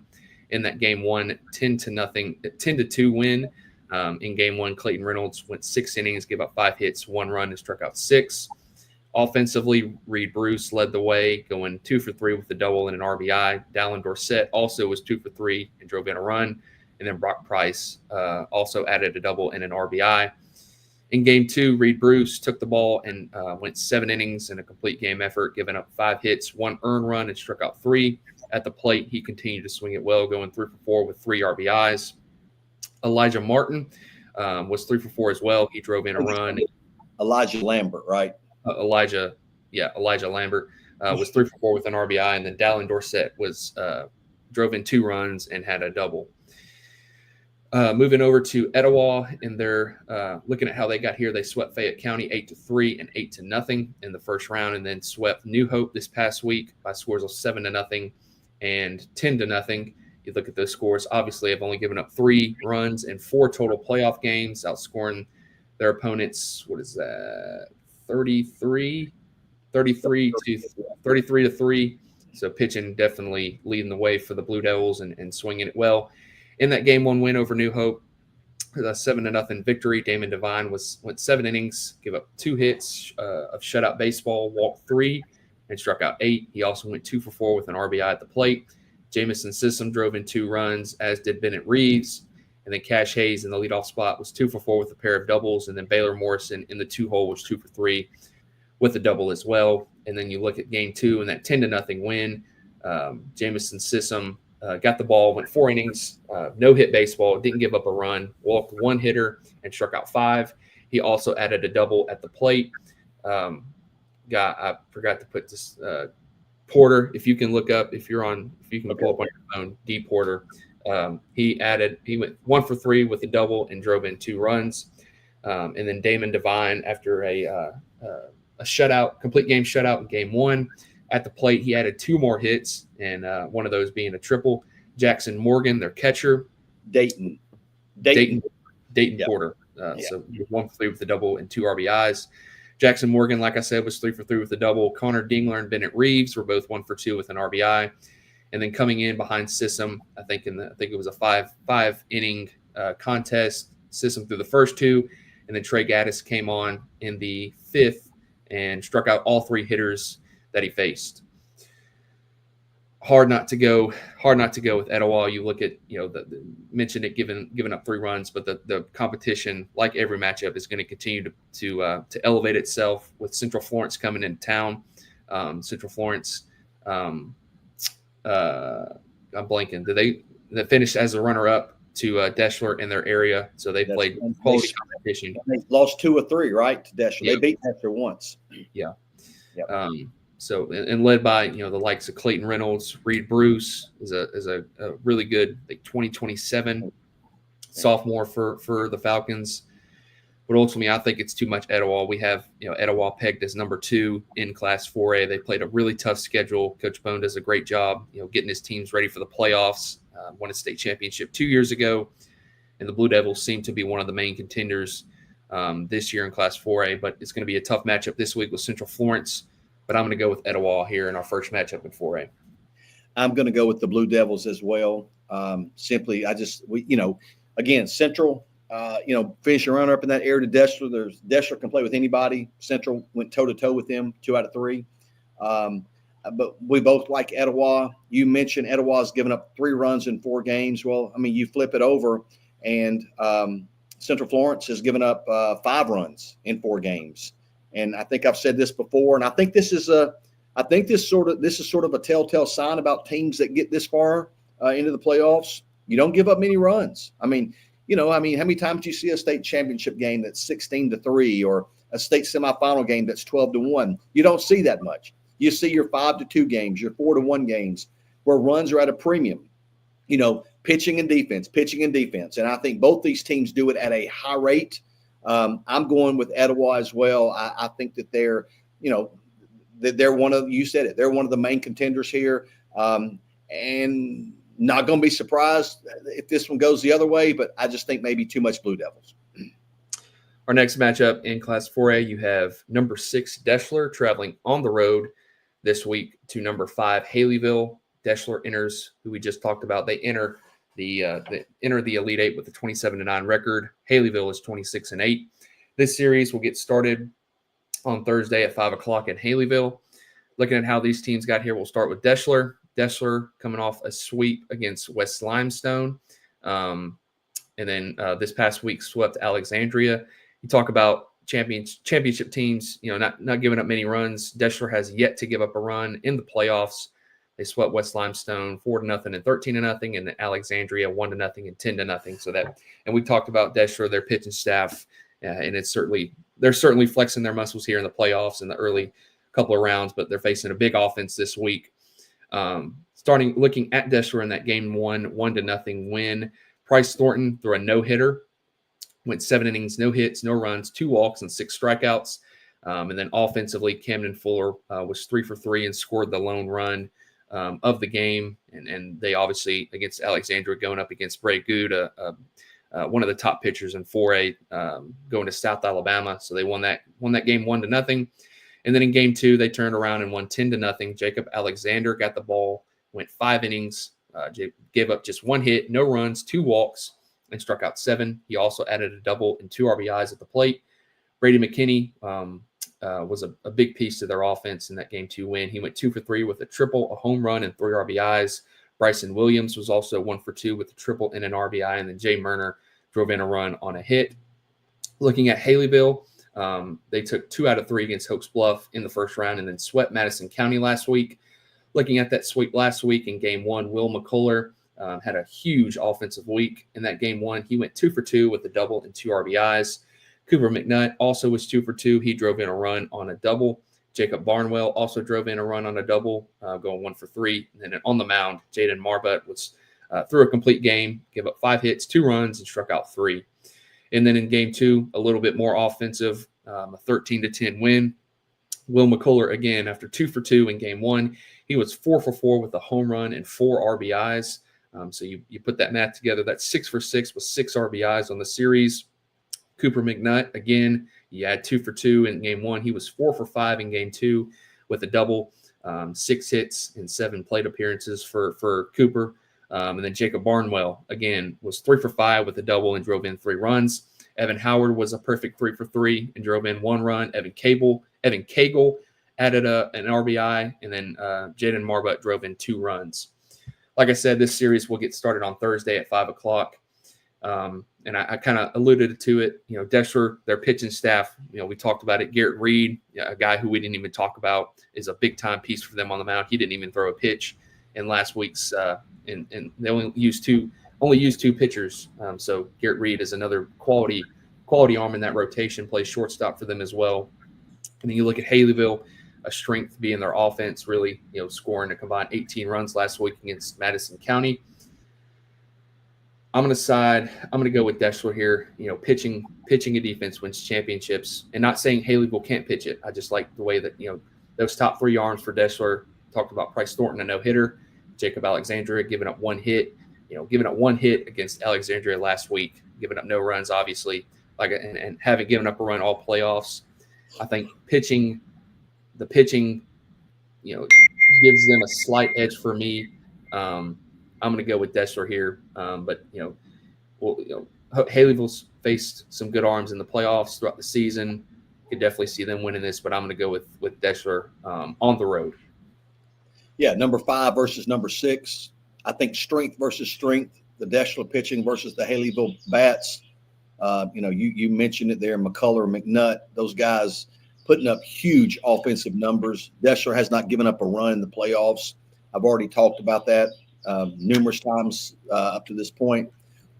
I got to go with the pitching side. And again, I like you. You said the same thing. This is nothing disrespectful to the pitching at Haleyville because they're 26-8 with the number 5 ranking. We've talked about Haleyville for the last month and a half and how good we think they are, and they are very good. But I'm just going to go with the pitching depth at Deshler. I do not expect them to shut Haleyville out this week. Could be wrong there as well. Haleyville is very good. Deshler is as well. But give me the arms of Deshler in a low-scoring, tightly contested series. We move to the South in 4A, where we have number 7 Trinity Presbyterian traveling on the road to our top-ranked team in 4A. That's Oak Grove. Trinity enters with a 25-8 record. Oak Grove is an impressive 28-3. This series gets started on Thursday at 4 o'clock in Oak Grove. Starting it off with Trinity Presbyterian, coming off back-to-back sweeps. First round against Hanley, second round against Jackson. Looking at that sweep against Jackson where they won 22-1 and 13-3. In game 1, that 22-1 win. You talk about stats. Listen to these stats for Fleming Hall. In game 1, he was 3 for 5 with a triple, a home run, and 4 RBIs. Patton Mitchell, the talented young freshman, got the ball in game 1 once again. He went 5 innings, gave up 4 hits, no earned runs, and struck out 5. He also was 3 for 4 with 3 RBIs. At the plate, Xavier Boswell continues to swing it well in the leadoff spot for Trinity. He was 2 for 3 with a triple and 3 RBIs. Cooper Bernier was 3 for 4 with a double and 3 RBIs. Lance Sharpless, an 8th grader, was 2 for 4 with a run driven in. And then Luke Hall, the younger brother of Fleming, was 2 for 4 with a pair of doubles and 3 runs batted in. Then you move to game 2 where Fleming Hall got the ball. He went 5 innings, gave up 3 hits, 3 runs, walked 1, and struck out 9. Mentioned he was 3 for 5 with a triple, a home run, and 4 RBIs in game 1. Well, in game 2, he was 3 for 3 with a double, 2 home runs, and 6 RBIs. So you put those stats together, 6 for 9 with 3 home runs and 10 RBIs for the Auburn commit. Xavier Boswell once again was 2 for 4 with a triple and an RBI.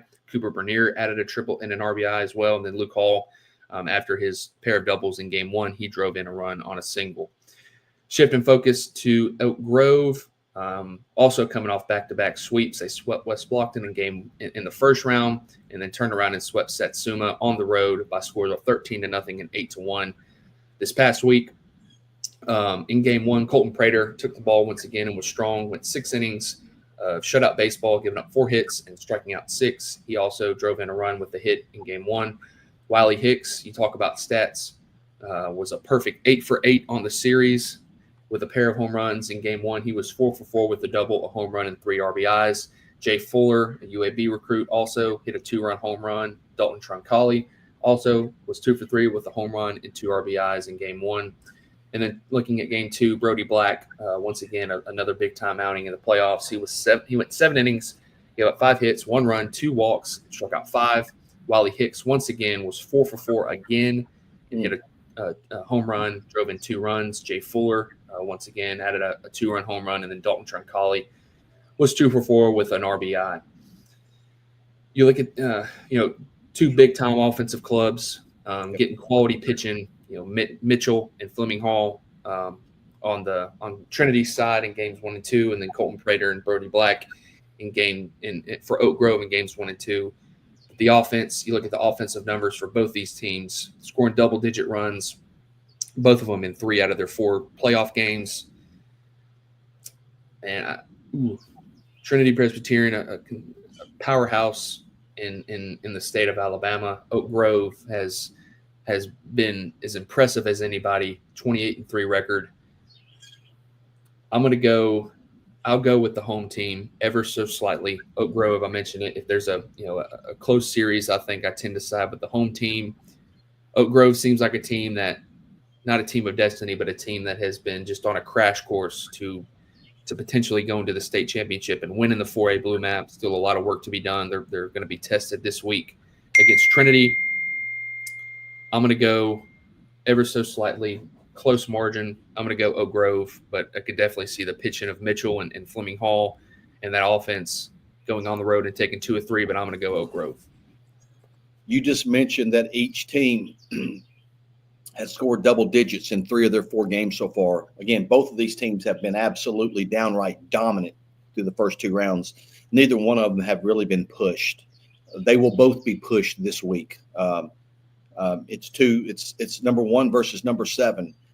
You mentioned the offense. Well, I sort of look at the other side. Yes, they put up double digits in 3 or 4 games, but you look at Trinity, for instance, they've given up 3, 2, 1, and 3 runs. Well, flip that over to Oak Grove. They've given up 2, 0, 0, and 1 run. So yes, they're scoring at a high clip, but they're not giving up many runs either.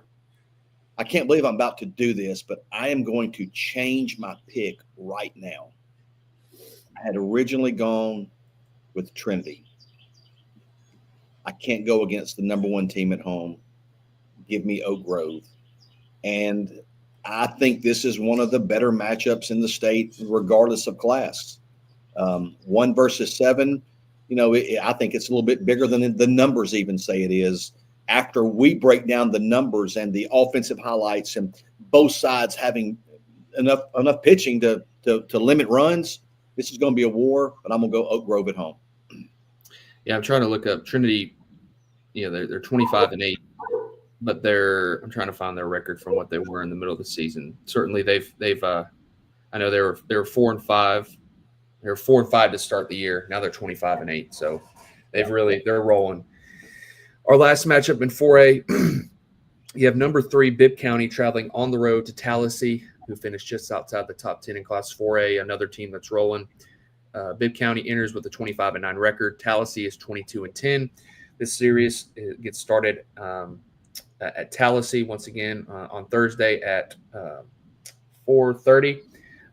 Starting it off with Bibb County, how they got here. They swept Pleasant Grove in the first round, combined score of 34-0, and then swept Aut this past week 19-2. By a combined score of 19-2, they won 3-0 and 16-2 in game 2. And we had that pegged as one of I think it was number 4 or 5 or 6 in our top 10 series. And I picked Bibb County, but I don't know if I expected Bibb County to handle up as well as they did. Looking at that 3-0 win for Bibb County in game 1, McKay-McMillan was nails once again. He went 7 innings of shutout baseball, gave up 3 hits and struck out 2. Bodie Gideons was 2 for 3 with a double. Antonius Steele was 1 for 3 with an RBI. And then Daniel Stringfellow was also 1 for 3 with an RBI. And then in game 2, Ethan McMillan, his cousin, learned that out before the podcast. They're cousins. Ethan went 4 innings in game 2, gave up 3 hits, no runs, 2 walks, and struck out 7. He also was 1 for 3 with an RBI at the plate. Braden Cash, down towards the bottom of the order, was a big offensive piece for them. Was 2 for 4 with a double and 4 runs batted in. Jordan Leverett was 3 for 3 with 3 RBIs. Daniel Stringfellow, once again, was 3 for 4 with a double and 2 RBIs. Landon Schultz was 1 for 2 with a double and 2 RBIs. And then Bodie Gideons added a double and an RBI. Looking at Tallassee, they swept Munford in the first round and then swept W.S. Neal this past week. Was able to be at that series at Tallassee. They trailed in game 1. Like I said, they won 7-5 in game 1, but they trailed 5-2 in the bottom of the 4th, and then went on to score one run in the. They scored a run in the 4th, 2 runs in the 5th, and 2 runs in the 6th to kind of pull away and win 7-5. Thomas Lemon was a big offensive piece throughout the series, but especially in game 1, he was 2 for 3 with 3 RBIs and had a big RBI single that I think gave them the lead in the 6th. I want to say. Brew Milner was 2 for 3 with an RBI in game 1. Chase Chumley was 2 for 3 with an RBI as well. Bryant Hathcock drove in a run, and then Jack Butler coming in relief was huge for Tallassee. Kind of settled things down after W.S. Neal got off to that 5-2 start. Jack went 5 2/3, gave up 3 hits, 1 run, walked just 1 hitter, and struck out 2. So an impressive relief performance from Jack Butler. And then in game 2, it was kind of Brew Milner going 4 for 5 with 2 doubles and 4 RBIs. And then Thomas Lemon, after 2 for 3 with 3 RBIs in game 1, he got the ball, went 7 innings, gave up 1 run, and struck out 5. And then at the plate, he went 2 for 3 once again and drove in 2 runs. Tallassee, once again, is on another deep playoff run after last year's impressive season. Bibb County has, for the last 4 or 5 years especially, have been in the deep playoffs, deep in the playoffs in the 4A, and I picked Aub last week. I picked Bibb County against Aub last week. But like I said, I didn't expect them to win as handily as they did. I think I'm going to go with the Choctaws of Bibb County to go on the road. I think Bibb County is another big time perennial contender for the 4A blue map. They'll be on the road and on what will be Tallassee. They're good fans. They make a great playoff atmosphere. But I think Bibb County, I think their offense, I think they're really strong offense 1 through 9, and then the McCain cousins, Ethan and McCain, the McMillan cousins, McCain, have been really strong all season long in games 1 and 2. I think they do just enough to help Bibb County go on the road and get a series win in Tallassee.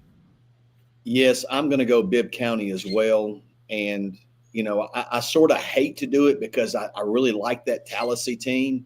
You've mentioned Lemon, Chase Chumley, Brew Milner. That core there really carries that team. And there's plenty. It's not a 3-man team. That's not what I mean. But that's a strong core of guys that lead that team. And I'm going to say this about Bibb County, and I hope people take it the right way. But you've seen Bibb County get to the Final Four and the Elite Eight for 2, 3, 4 years. I mean, just deep playoff run. And you think, well, last year might have been the last one because they graduated a decent amount last year, but it's just the same song, different verse this year for Bibb County. And that goes back to nothing but their culture, their program, their coaches. It's different players for the most part than they've had 3 or 4 years ago, but the results have stayed the same. I hate to go against Tallassee because, again, I mentioned it. I love when we saw them against Trinity, really liked that team. But I just think Bibb County, I think they're more of a complete team. So I'm going to go Bibb County to go on the road and advance to the Final Four this week in 4A. So that'll get us through 4A. And so we'll go straight into 5A right now. And we talked earlier about what could potentially be going on in 3A in the next round. we've got a situation like that in the North in 5A as well. And our first matchup will pit the Scottsboro Wildcats. They have gotten extremely hot of late. They come in with a record of 15-15. In round one, they took 2 of 3 from Boaz. This past week, they swept Jacksonville in dominating fashion, 7-4 and 13-0. They will be on the road at number 3, American Christian, who come in with a record of 29-13. This series will get started on Friday at 5 o'clock. In round one, American Christian swept Corner, a rematch of last year's state championship final. And this past week, they took 2 of 3 from a quality, I think, number 7 or 8 ranked Russellville team. 9. They won 9. Thank you. They won game 1, 15-2, lost game 2, 5-3. And then last night they were able to, I think they were up 9-3 going to the 7th, or 9-5, maybe 9-5. And Russellville made it really interesting in the 7th. American Christian was able to hold on and win 9-7. Let's take a look at Scottsboro from this past weekend, a guy that we highlighted last week, Hunter Hancock. He continues to put up huge numbers for the Wildcats. Game 1, complete game win. Gave up 2 earned runs on 4 strikeouts with the bat. He also went 3 for 4. Freshman Connor Vaden was 2 for 3 with a double and an RBI, hitting out of the leadoff spot. Shortstop Cohen Thompson, a guy that can really defend, saw him make some really good plays against Boaz. Had a home run and 2 RBIs. Trent Wilson, their catcher, headed to Calhoun, had a double and an RBI. John Carter Heikkinen had a double and an RBI as well to pace them to that 7-4 win in game 1. And then they turned right around in game 2, and they won 13-0 as Jackson Nichols went all 7 innings, gave up 2 hits, no runs, and 7 strikeouts. Nichols also went 3 for 4 with a double and an RBI. Connor Vaden, I believe it was his first ever home run in varsity baseball, had a home run with 3 RBIs out of the leadoff spot. Cohen Thompson again, a double, 2 RBIs. There's the name, Hunter Hancock, yet again. 3 for 4, a double, and 2 RBIs. John Carter Heikkinen, again, 2 for 3 with the home run and an RBI. And then Jake Hastings was a perfect 3 for 3 with an RBI double.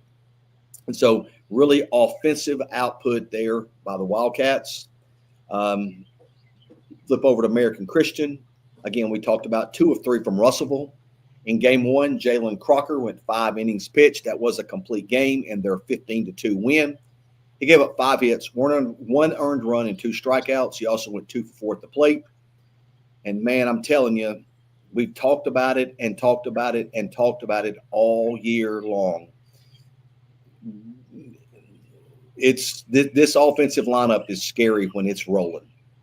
K. Durrett in game 1, 2 for 3, home run, a double, and an RBI. Eric Hines, the Alabama commit, or Alabama signee, was 3 for 3 with 2 home runs, a triple, 3 RBIs, and a walk. Evan Lightsey was 2 for 3 with a home run and 2 runs driven in. Britton Taft was 2 for 4. Caleb McAusland was 2 for 3 with an RBI. Clayton Rice, who hits down in their order a little bit, was 3 for 5 with a home run and 5 RBIs. Freshman Hunter Elmore, a single and 2 RBIs. That was in game 1. Russellville was able to take game 2 by a score of 5-3, but then the game 3 decided last night. Hunter Elmore came in to pitch really early in that game, I think, to begin the second. He went 6 innings pitched, got the win in relief. That's a freshman. Gave up 2 earned runs while also going 2 for 3 with an RBI. Caleb McAusland was 2 for 4 with a double and 4 RBIs.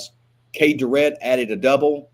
And then yet again, Eric Hines, after his 3 for 3 performance in game 1, the Alabama recruit was 2 for 2 with a home run, an RBI, and 2 walks. And I know at least one of those was an intentional walk, and I think that's really smart. Correct me if I'm wrong. Go ahead.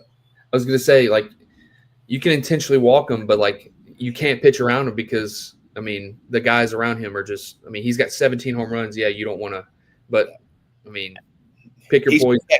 He's protected. Absolutely. He's protected. And I was gonna make sure that was right. He added his 17th home run last night. The guy has got absolute light tower power. Listen, man, Scottsboro, I saw them against Boaz. I loved hanging out with their fans. It was an impressive win. Dominated Jacksonville last week. It's going to be difficult for Scottsboro or anybody to get American Christian out consistently. That's just how I feel.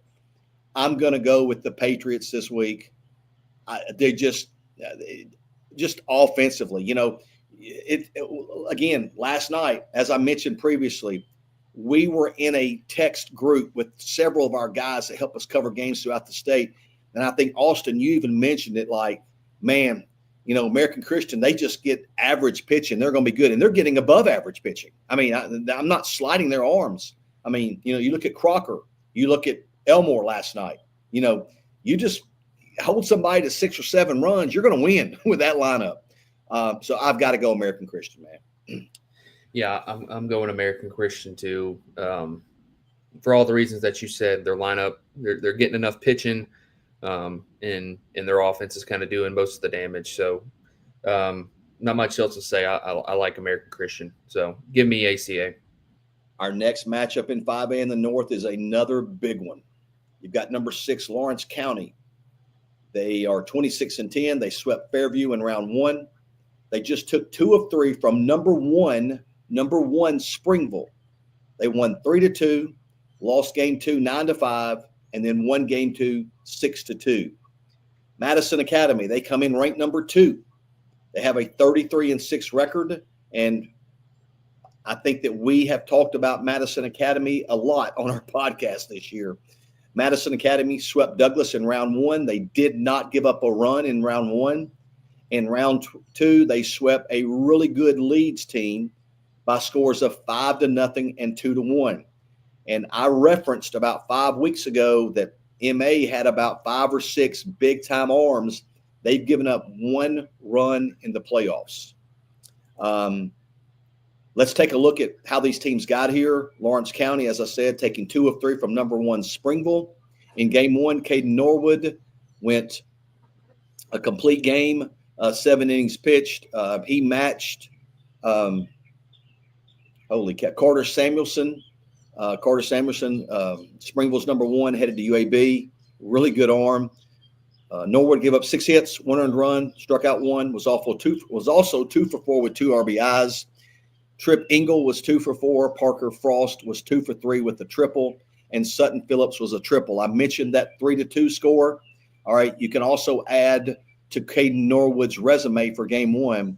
He had a 2-out, 2 RBI single in the bottom of the 7th to win that game. So a big-time game from Caden Norwood to push Lawrence County over Springville by a score of 3-2. They did lose game 2, 9-5. Came back and won game 3 by a score of 6-2. Parker Frost threw the final 3 innings on the mound, getting the win in relief. He did not give up a hit, did not give up a run, and did not walk anyone. He was also 1 for 1 with a double and RBI and walked twice. And then Caden Norwood, after his exploits in game 1, came back in game 3 and was 2 for 3 with a double and 4 RBIs. So that's how Lawrence County got there. I'm trying to shut this down, Austin. Can you tell I'm panicking a little bit? Yeah. Yeah, you just hit the lock button. Yeah, I did. That's what I try. I got it. That's how Lawrence County got there, by taking 2 of 3 from Springville. You look at Madison Academy. I don't think I need to give any other superlatives that we haven't already done so with Madison Academy. In game 1, UAH signee Jack Doyle went complete game, 7 innings pitched, gave up 2 hits, no runs, and 6 strikeouts. Miles Johnson, headed to Eastern Kentucky, was 2 for 3 with the home run and 3 RBIs. And Davis Parker also added an RBI on a single in that 5-0 win. In game 2, Miles Johnson started on the mound with 6 innings, got the win, scattering 5 hits with an earned run and 3 strikeouts. T. Foster came in the 7th inning, threw 1 inning, got the save, allowed 1 hit, no runs, no walks, and struck out 2. Again, he came in, really pressure situation, leading 2-1, going to the top of the 7th. That's right. MA was the home team then, but he was able to get 2 punch outs, work a clean inning there in the 7th to hold on to that 2-1 game. And Madison Academy scored their 2 runs off home runs. Keaton Watson had a home run, and Noah Jarrell also added a home run in that 2-1 win. So, man, this sets up big time. Sets up for a big time matchup.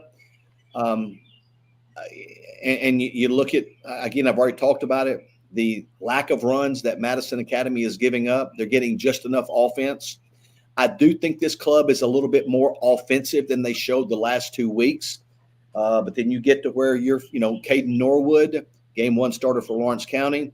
He's going to be tough to score a bunch of runs on. But I do go back to that pitching depth at MA. I like that they've got guys that didn't even throw last week that will be called upon, whether it be this week or in weeks moving forward, if they're able to get by this week. I love the depth of Madison Academy's arms. Also, I've mentioned, I think they start like 7 or 8 seniors. I mean, this is a mature ball club. And I do like Madison Academy to get this win. It will not be easy. Lawrence County can very easily win this series. After just beating number 1, now they've got to go to number 2. And I'll say this before I turn it over to you, Austin. I can't even remember who it was or what it was, but someone referenced in our tweet about MA and American Christian would be a huge series next week. I'm warning those Mustang fans, you better not look past Lawrence County. They will probably give you everything you want this week, but I am going to side with the Mustangs. Yeah, I'm going with Madison County as well. You went into it. I'm not going to dive much into it, but Mustangs check off a lot of boxes. Senior led, pitching depth. Their offense, while they haven't scored the most amount of runs, you don't need to score many runs when they're pitching it as well as they can, but they can score runs in bunches. But Lawrence County, won the area, swept Russellville. They beat number 1 Springville. They beat they won't see an arm. MA's got good arms, but they won't be overpowered by any of the arms that they see this week, because beating Carter Samuelson is something that most teams have not been able to do, and Lawrence County was able to do that in game 1. But ultimately, the depth of Madison Academy is what pushes me to pick the Mustangs as well. I'm going to go with Madison Academy. And moving to the South, our first matchup in the South, you've got Elberta, who is playing very well of late. They finished right outside of our top 10. They come in with a record of 24-7. They will be on the road at Marbury. Marbury finished the season ranked number 8. They come in with a record of 28-6. Elberta swept Eufaula in dominating fashion in week 1, and then they swept Demopolis this week in 2 really good games. They were able to beat Demopolis 3-1 in game 1, and that second game doesn't look close. It finished up 8-2, but that game actually went 11 innings. Let's take a look at those 2 games. In game 1, Brady Cole Harrison was his usual self on the mound as he turned in a complete game, 7-inning, 3-hit performance with 1 earned run and 5 strikeouts. Let's see. Kevin Jones also was 2 for 3 with the triple. He was 2 for 3 with the triple and an RBI. Jackson Allred had a double in game 1, and that was all of the offense they needed in that 3-1 win. In game 2, Aiden Ramey got the ball and went 6 2/3, giving up only 1 hit, no earned runs, and 8 strikeouts. He factored into a no decision. Again, this game went 11 innings. Kevin Jones came in and gave them some much-needed relief on the mound, going 3 innings pitched, getting the win, allowing only 1 hit, 1 earned run, no walks, and 4 Ks. They did score 7 in the top of the 11th, and 6 of those were scored with 2 outs in the 11th. So, again, that 8-2 score is a little deceiving, as it did go 11 innings. Jackson Allred, as I said, went 2 for 6. Landon Adams, he was 2 for 4 with an RBI double. He also helped on the mound. He went an inning and a third, gave up no hits, no runs on 2 strikeouts. So I believe he was first in relief, and then Kevin Jones came in behind him. Roman Lacarico. I'm sure I'm butchering that. If I am, I apologize. He was 2 for 5. Bryce Brooks had a double and 2 RBIs. And then after his game 1 performance on the mound, Brady Cole Harrison had a double and 2 RBIs in that 8-2 win. Going to Marbury. Marbury has swept both of their opponents. They beat a quality Shelby County club in the first round.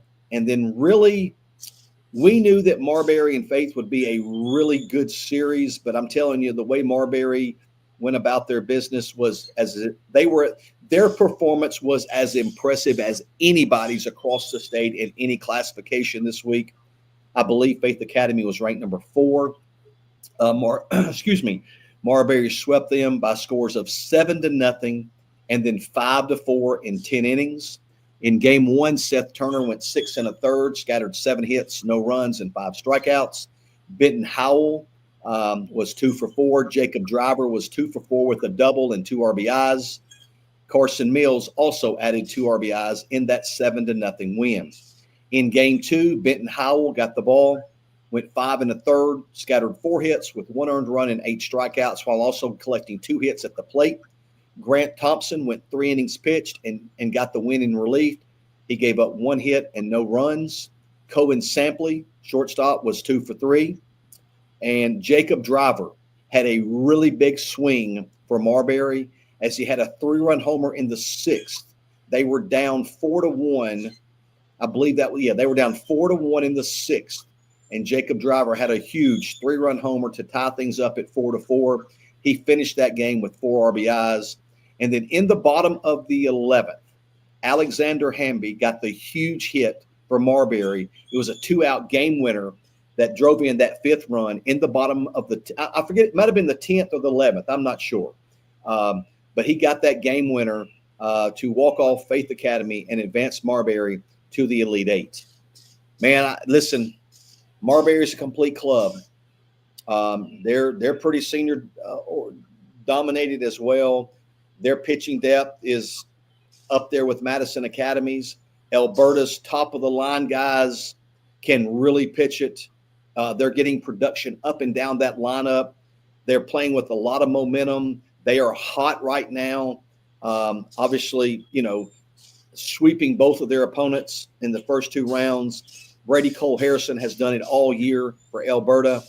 He's going to give them a bona fide chance to win game one, as will Aiden Ramey. This is going to be a highly competitive series, one that it's what it's supposed to be like in the Elite 8. But, man, I'm going Marbury. I like them at home. We had pegged Faith Academy early in the season as a legitimate blue map contender. And Marbury going on the road and sweeping that series, as I already said, they were as impressive. They had as an impressive performance as anyone across the state. I'm going to go with Marbury. I think they're the Bulldogs, right? Yes. I'm going to go with the Bulldogs this week. No disrespect to Elberta. This will be a really good series to follow. I'm going Marbury as well. I know we hadn't doubted Marbury, but I remember saying last week against Faith Academy, I remember, Marbury's a veteran team, a lot of seniors, guys who have contributed at the varsity level for 2 to 3 years. And I remember saying last week against Faith Academy, who has some younger players, I think that would be one thing to watch. And Marbury, had a huge, like you said, huge series win. As big of a statement as anybody going on the road down to Faith Academy, a perennial powerhouse program down in South Alabama. But I'm going to go with Marbury here this week. A series, hopefully potentially able to be at, and we talked about pitching depth, and Marbury is they can go toe to toe with pitching depth with most people in 5A. With Seth Turner in game 1, Benton Howell game 2, and then Jacob Driver coming in, and I think he's thrown. I'm not sure. He didn't throw this past week, but I think he's been the back end guy for him. Yeah, I know. I guess Shelby County, he came in and closed it out. But and then 1 through 9, they're guys who can contribute in a variety of ways. I'm going to go with Marbury as well, being back at home after going on the road down to Faith Academy. I'm going to go with Marbury and pick them to advance to the Final Four. Thank you for pronouncing that right, Marbury. Yeah, got some people upset. Yeah, I guess that's just my Southern drawl. Again, there's no disrespect taken whatsoever. My name's been spelled with an E at the end, Sharp. I don't get all offended, so not trying to offend anyone here. My apologies if I was going Marbury instead of Marbury. I'm sorry. I've corrected it now. But we both go on Marbury. And then our final series in 5A down in the Mobile area. This one also shapes up to be a good one. You've got number 4, St. Paul's Episcopal. They come in with a 23-9-1 record. They are on the road at UMS Wright, who finished right outside of our top 10. They currently sit at 19-12. St. Paul's Episcopal swept Charles Henderson in round 1, and they were absolutely pushed to the brink this past weekend. And again, not trying to sound like a know-it-all, but last week, Austin and I both sit on here and said that Briarwood Christian could absolutely go on the road and beat St. Paul's, and they almost did. So St. Paul's was pushed to the brink. They lost to Briarwood Christian 12-8 in game 1. They were able to come back and win 2 1-1 games. They won game 2 8-7, and then won game 3 6-5. In game 2, Bradley Irish, Austin mentioned him last week about it's got to be nice to be able to give the ball to a guy like that in game 2. Well, he proved to be true here as he went 6 1/3 in game 2, getting the win on 3 earned runs and 7 strikeouts. Taylor Odell came in and got the save by throwing the final 2 outs of that game. No hits, no runs, no walks, and a strikeout. Odell also went 2 for 3 at the plate. Tate Johnston had a double and 2 RBIs. Edward McLeod had a big home run, driving in 3 runs. Brooks McDonald had a double and an RBI.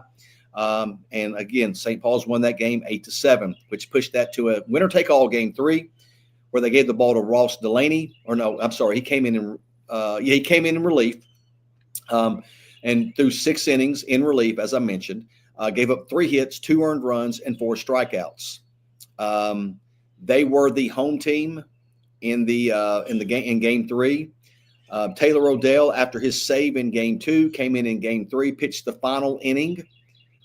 He pitched the 7th there, getting the win over one inning of work.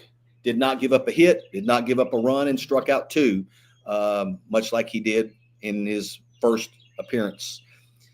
Tate Johnston had an RBI, and in the bottom of the 7th, they were trailing. Let me get this right. They were trailing 5-4. Yes, they were trailing 5-4. Well, I even go back further than that. St. Paul's scored 2 in the 6th and 2 in the 7th. They trailed 5-2 going into the 6th. In the 6th, Tate Johnson, who had an RBI earlier in the game, had a 1-out double.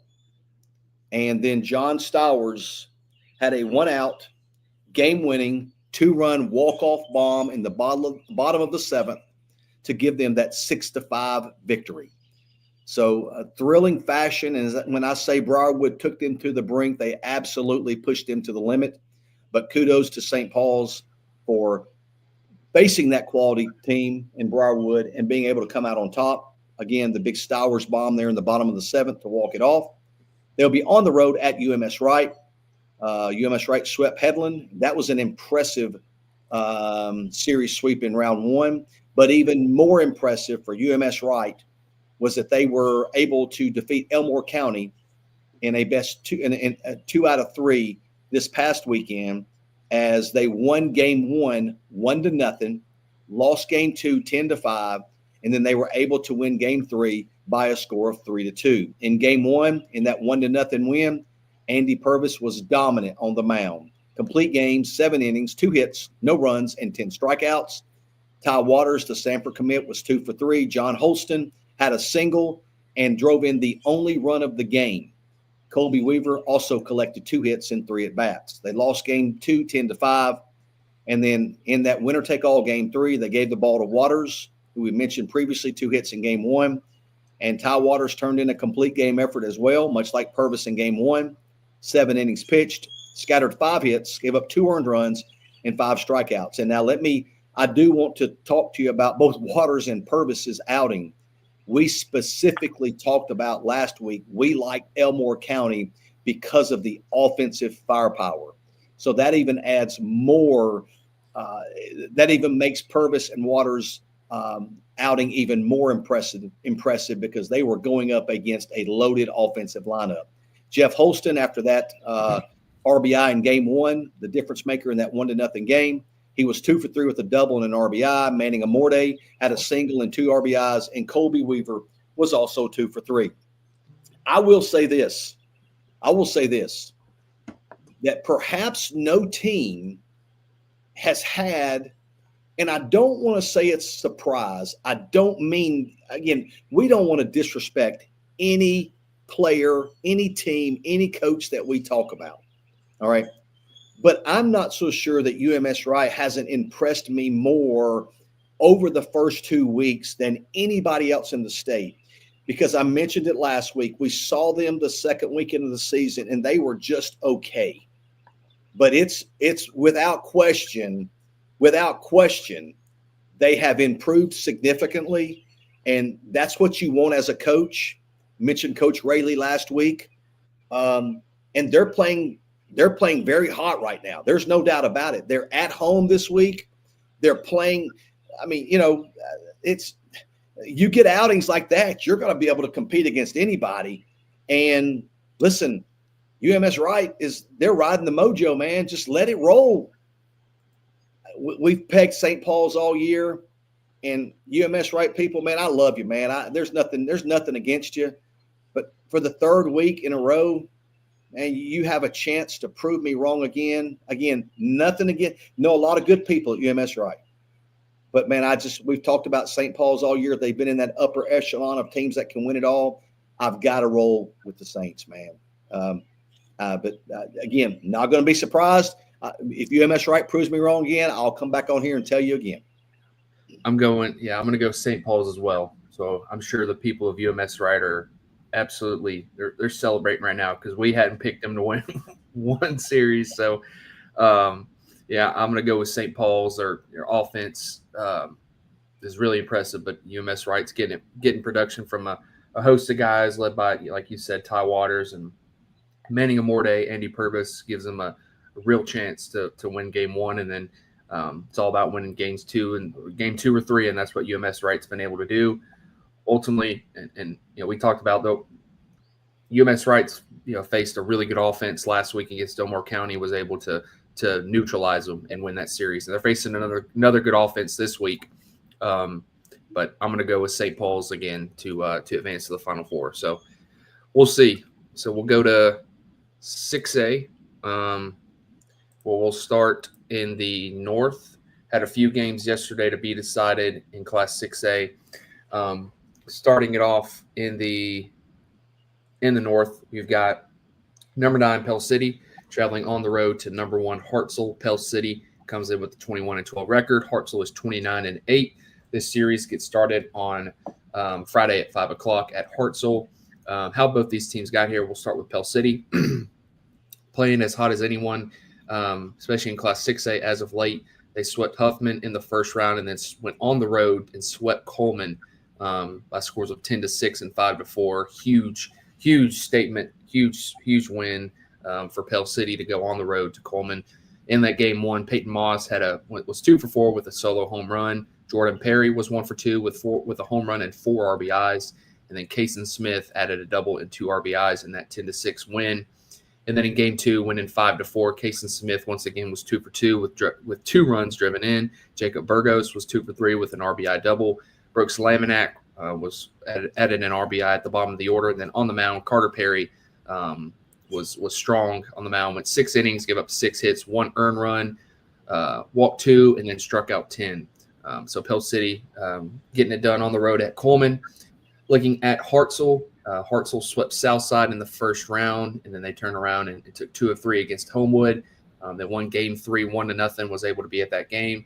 Dropped game 2, 2-3, and then 3-2, and then won game 3 last night by a score of 2-1.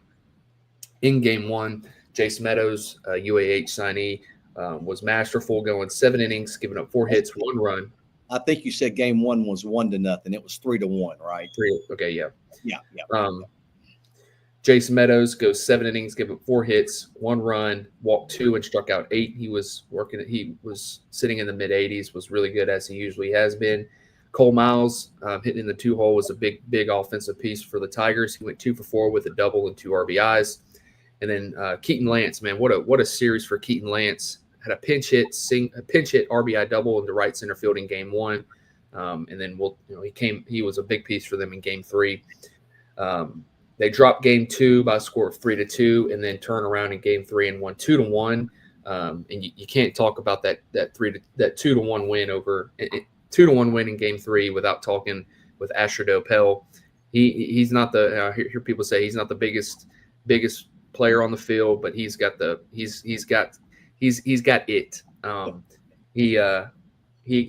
got the start on the mound, went 7 innings, gave up 4 hits, just 1 run, walked 1, and struck out 6.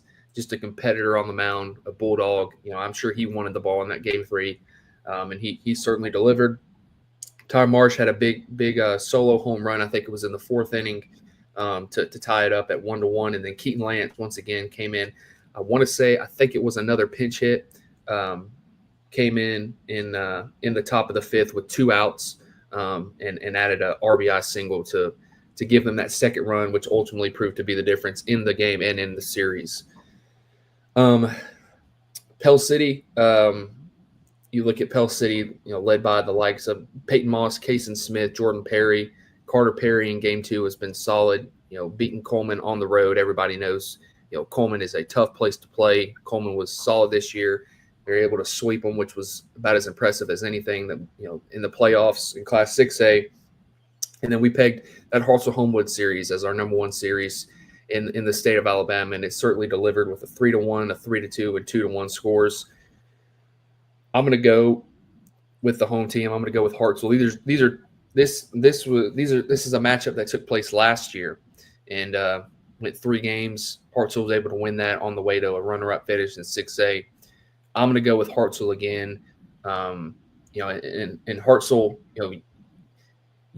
I think Hartselle is probably strong suit. I think you would say, at least from my standpoint, is their offense. I think they're really deep on the offensive side, but the emergence of their pitching, being able to limit the runs for Homewood, I think is really impressive. So I'm going to go with Hartselle in a really close series.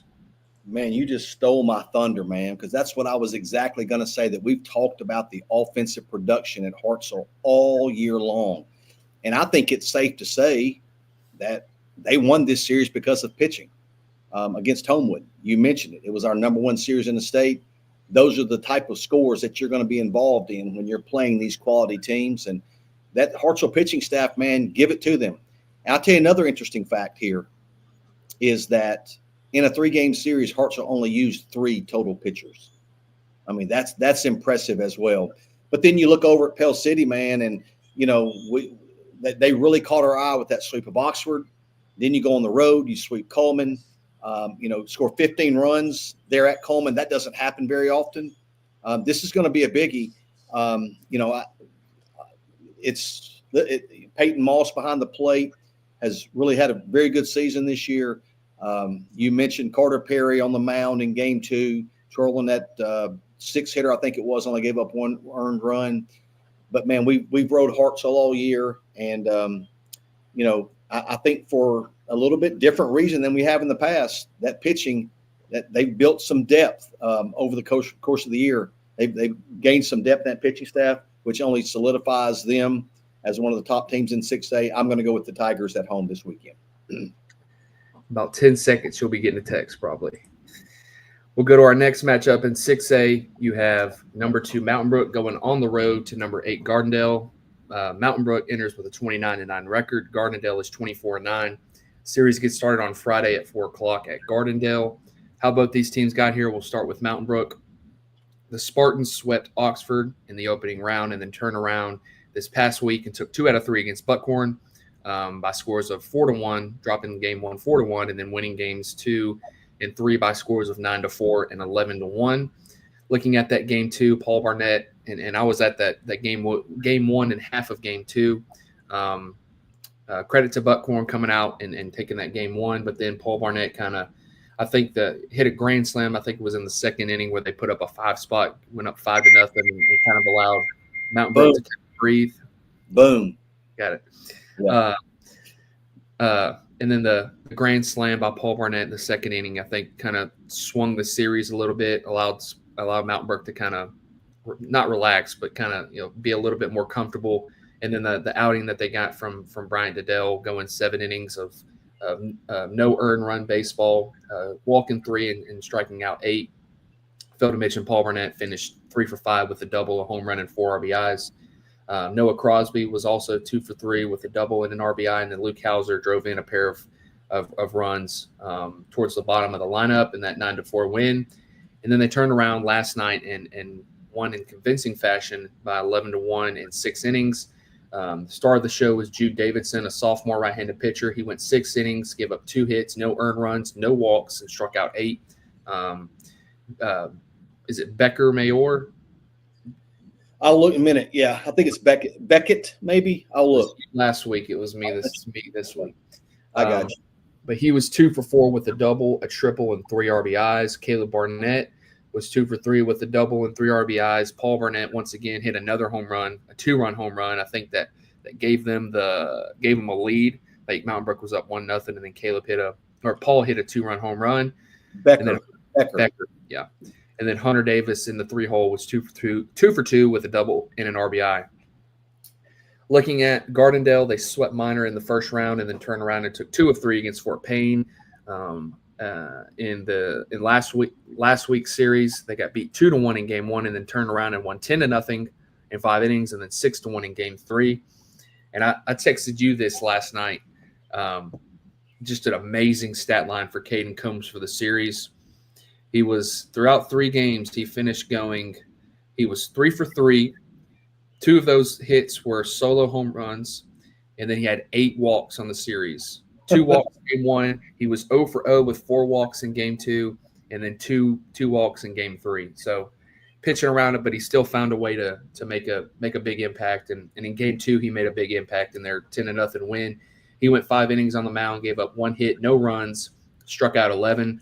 Rhett Fitzpatrick was 2 for 2 with a 2-run home run. Caleb Banks added a hit and 3 RBIs. Adam Yazel was 1 for 2 with an RBI double. And then Jackson Firestone was 2 for 3 with a double and an RBI. And then in game 3, Austin Webb in that 6-1 win, Austin Webb went 6 innings, gave up 5 hits, no earned runs, 2 walks, and 6 strikeouts. Caden Combs was 2 for 2 with a home run and an RBI. Cody Florence was 2 for 3 with an RBI. And then Rowan Warmack was 2 for 3 with a double and an RBI as well. These are 2 teams that, especially Gardendale, one of the hottest teams coming into the series, especially in Class 6A. These teams, I think, played a few weeks ago. I think Gardendale was able to win that series. But I'm going to go with Mountain Brook on the road, led by the Barnett brothers. They're pitching it really well. Caleb threw the ball well in game 1, and then Buckhorn scored 3 in the 7th. Diddell, no earned runs and a complete game shutout, and then Jude Davison, another no earned run 6-inning outing. They're getting quality starting pitching, and if they can get quality starting pitching, then I like Mountain Brook to go on the road and get a win. Yeah, I'm going to go with Mountain Brook as well. And again, that's no slight at Gardendale. I think have they played once this year? I think it was.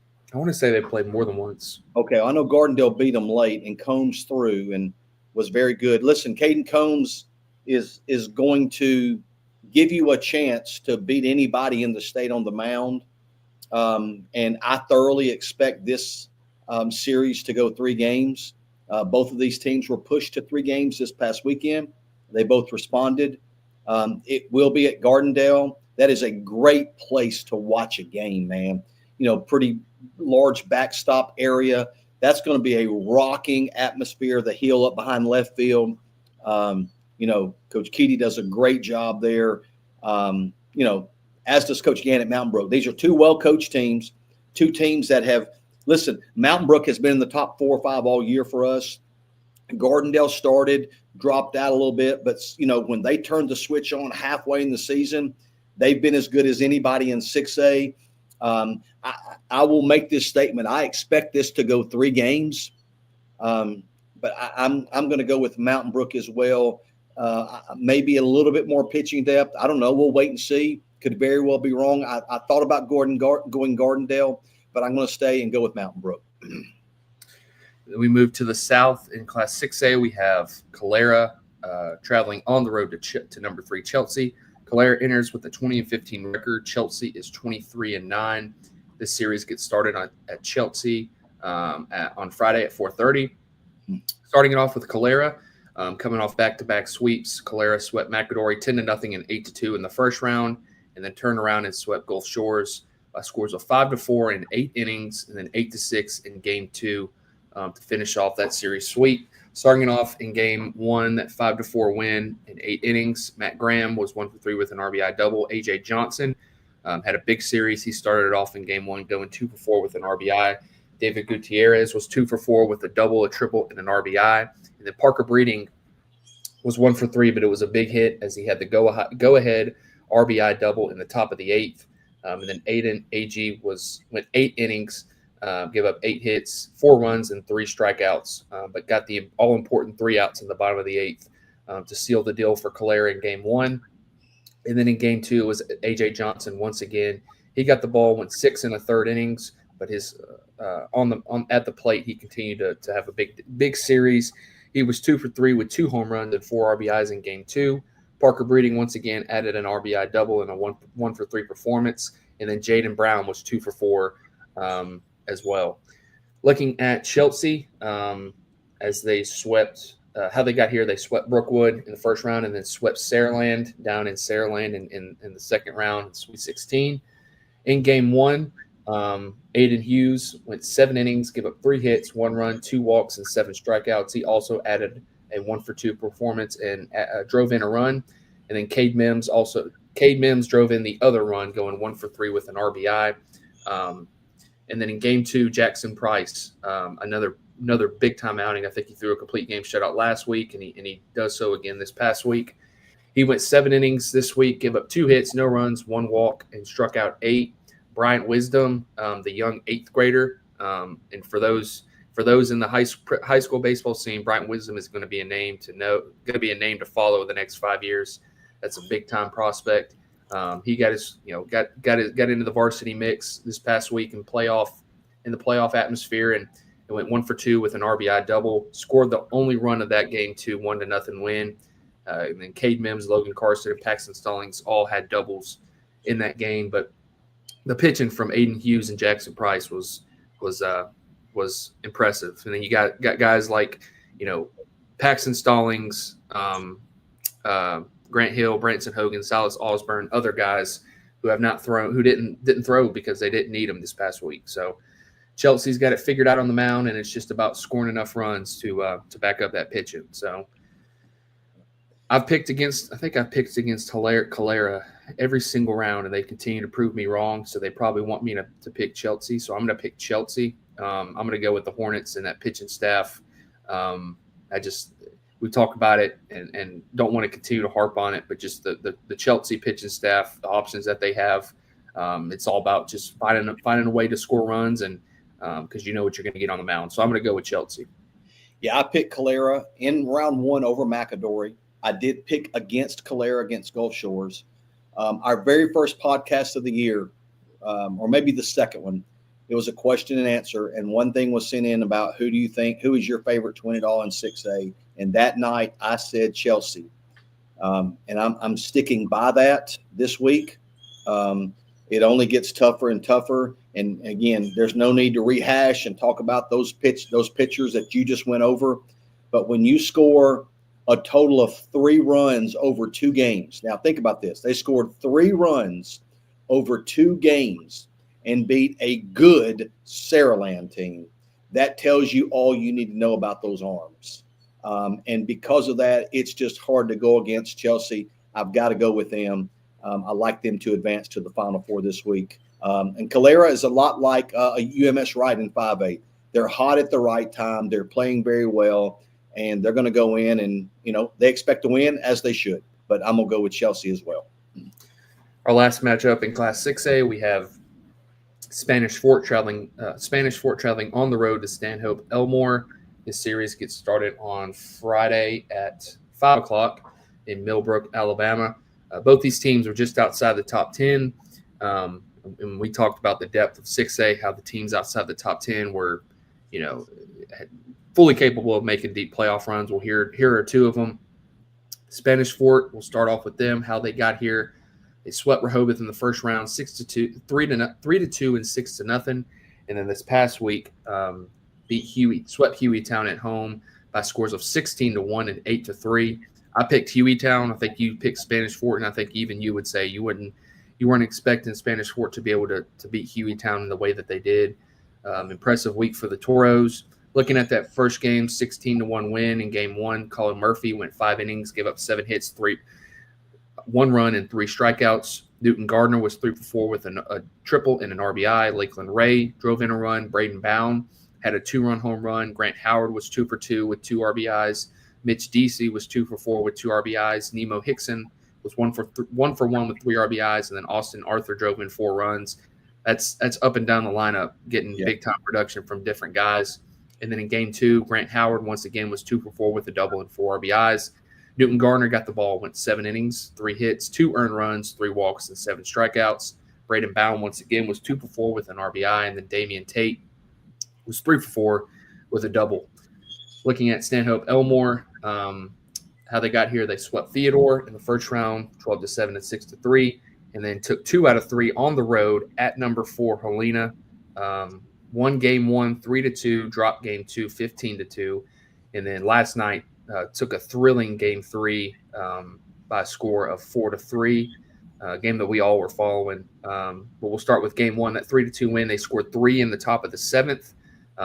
But Tyler Woodham gave them a huge outing on the mound, going 7 innings, gave up 7 hits, 1 earned run, no walks, and 2 strikeouts.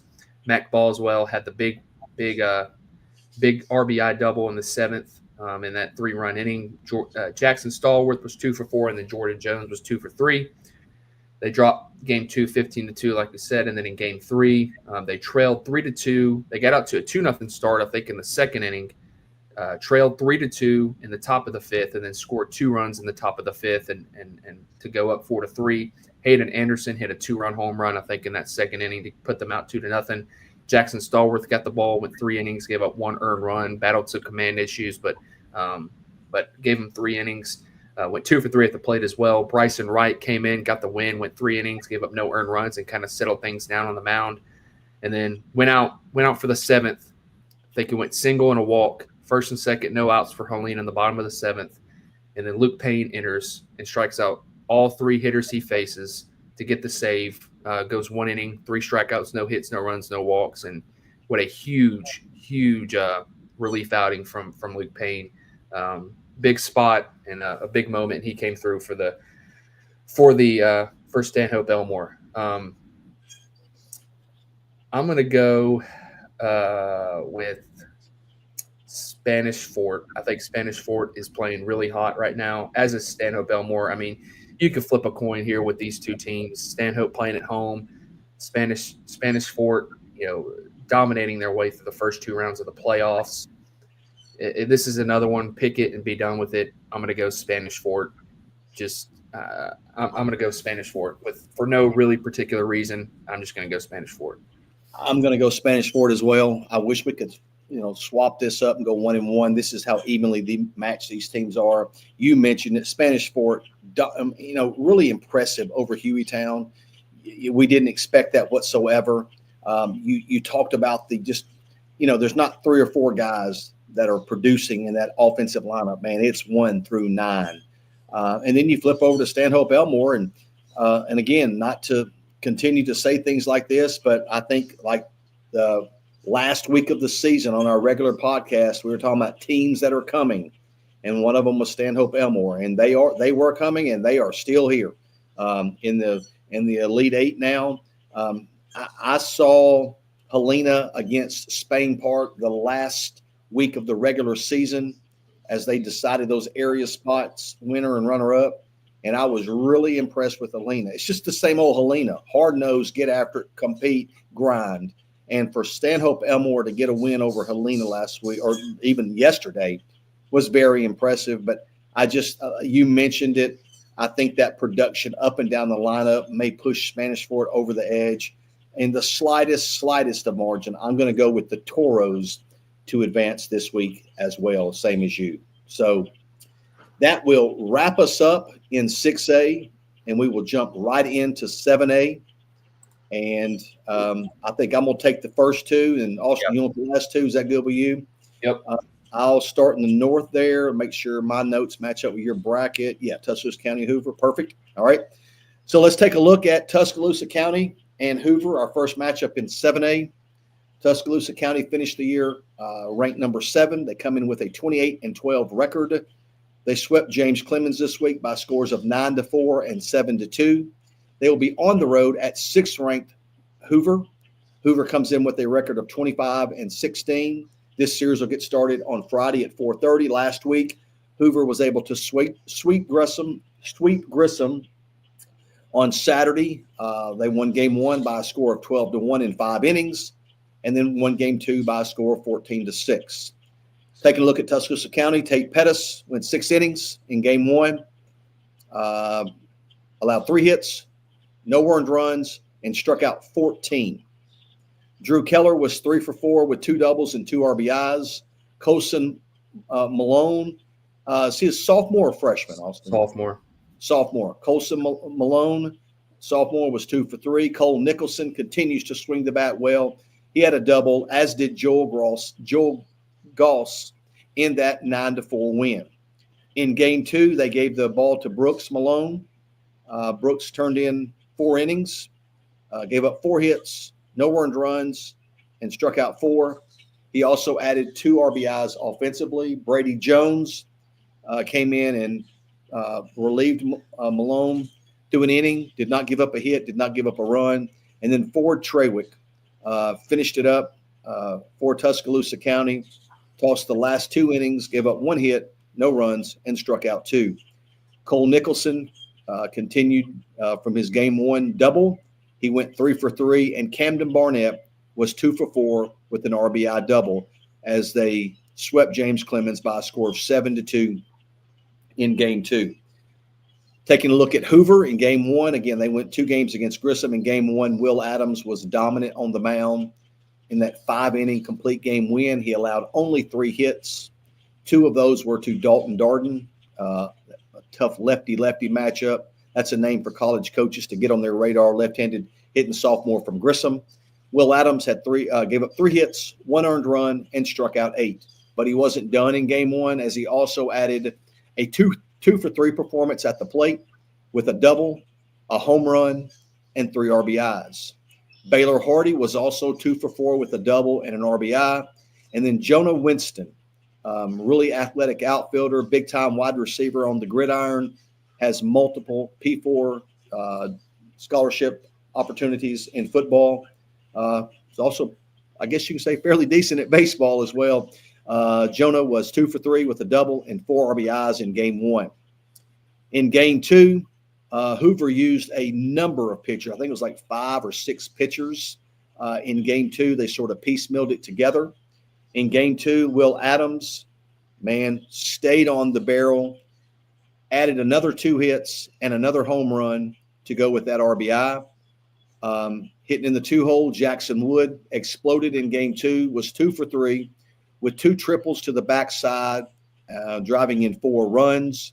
James All was 2 for 3 with 2 RBIs, and I do have to send let James All know that I missed one of his early RBI singles in game 1. I had a camera malfunction and I missed it, so I was able to get him out on Twitter later. But he added 2 RBIs in that game 2, 14-6 win.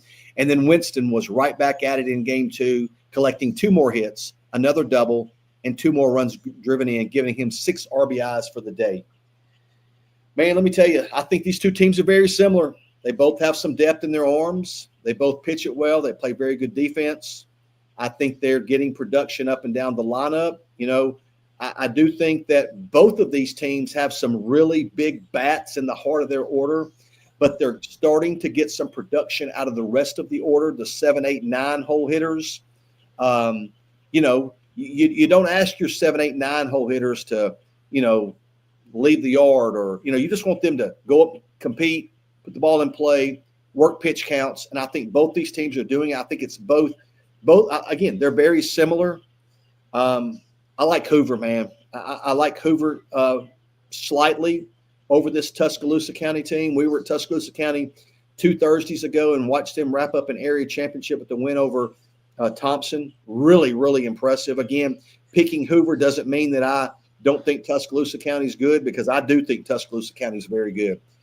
They're going to be in our kickoff classic next year and in our South Alabama showdown. We're glad to have them.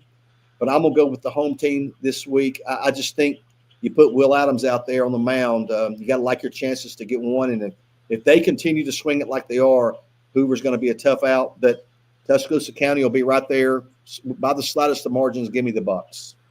I'm going Hoover as well. I think 26 runs this past weekend. The pitching is going to – the arms that they face are probably going to take a little uptick with Pettis and Malone and the other Treywick, the other guys that they have. Interesting to me how the top of the order for Tuscaloosa County does, because I think if the Nicholsons, the Kellers, the Barnetts, if they can generate runs against Woods and Andre, the other Brady Shepard, Chase Lawley, they can score runs. Top of the order, they score. Yeah, got all those guys. Yeah, if they can score runs, I like the way that their pitching stacks up. But I'm going to side with Hoover here, with led by Will Adams and Jackson Wood. I'm going to go with Hoover. All right, the next series is this a series we need to talk about or not? Yeah, it is a series we need to talk about. And while we don't have, we haven't put out our top matchups of the week, you'd be hard pressed to find one bigger than this. This is a big time matchup. Obviously, it goes without saying. You've got our number 2 ranked team, the Patriots of Bob Jones. They come in with a record of 34-10. They took 2 of 3 from Thompson this week in unbelievable fashion. They lost game 1 6-2. They won game 2 2-1, and then was able to win game 3 7-6 in 8 innings. That's the number 2 team. They will be traveling to the number 1 team, the Huskies of Hewitt-Trussville, who currently sit at 33-2 and are ranked number 7 nationally in the prep baseball top 50 of teams across the country. This series will get started on Friday at 4:30. It doesn't get any bigger than this. 1 versus 2. Let's take a look at these 2 teams. In game 1, Bob Jones, they did drop game 1 6-2. They came back in game 2, gave the ball to Jack Shaw, who really established himself last year as a big-time game 3 starter. Well, he was pitching with Bob Jones's season on the brink. He turned in 3.2 innings on the mound, gave up 2 hits, 1 earned run, and 2 strikeouts. I don't think Bob Jones wins game. I don't think Bob Jones advances last week without Reese Brazil. He came in and pitched the last. Yeah, they don't advance without about 4 guys. That's a great point, Austin. But even before you get to the exploits that happened in game 3, I don't think they win game 2 without Reese Brazil. He came in with a 2-1 lead. All right. And held Thompson at bay for 3 innings, ended up getting the win. He allowed only 1 hit, did not allow a run, and did not allow a walk while striking out 4. Robert Chapman had a big RBI single. Tanner Hermish also had a single. Those are the only 2 guys that had hits for Bob Jones, but they were able to squeak out that 2-1 win in large part to Brazil. So that brought them back on Saturday for game 3. And that game turned out to be every bit that people thought it would be. Just a couple of highlights before I get into some other things. Zach Johnson, the Alabama recruit, was 4 for 4. Cole Spanier was 2 for 4 with an RBI. Drake Barbie was 2 for 3. Cam Martin and Dylan Atkins each added a home run for Bob Jones in that game 3.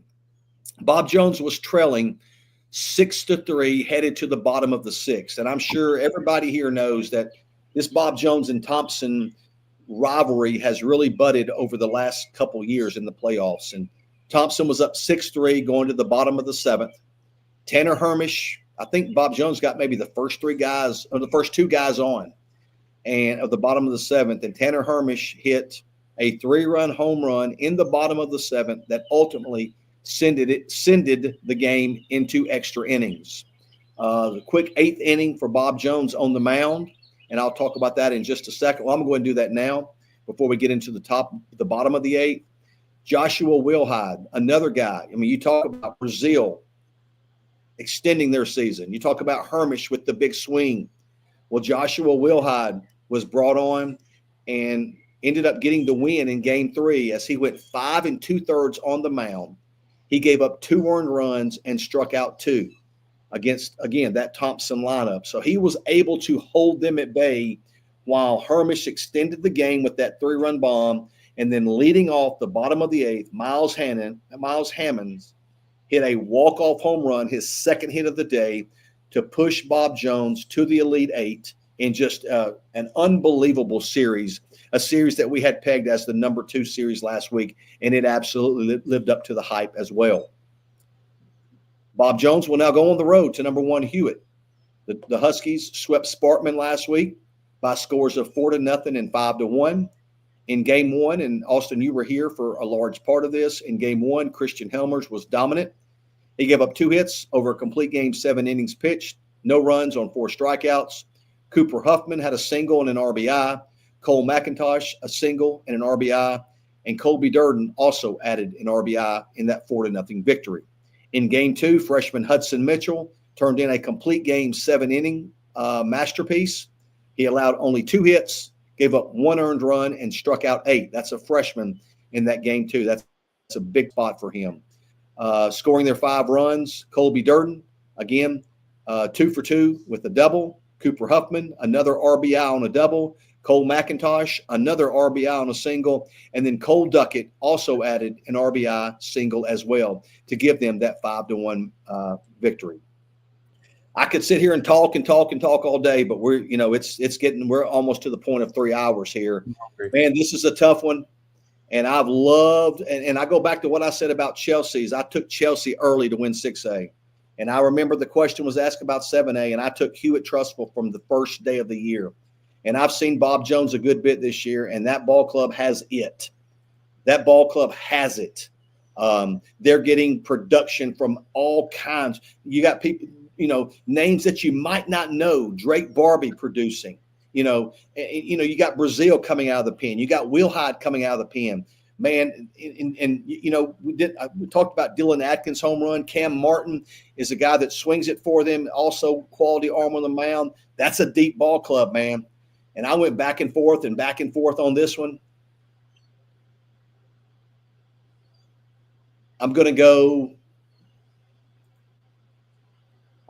with the Hewitt-Trussville Huskies.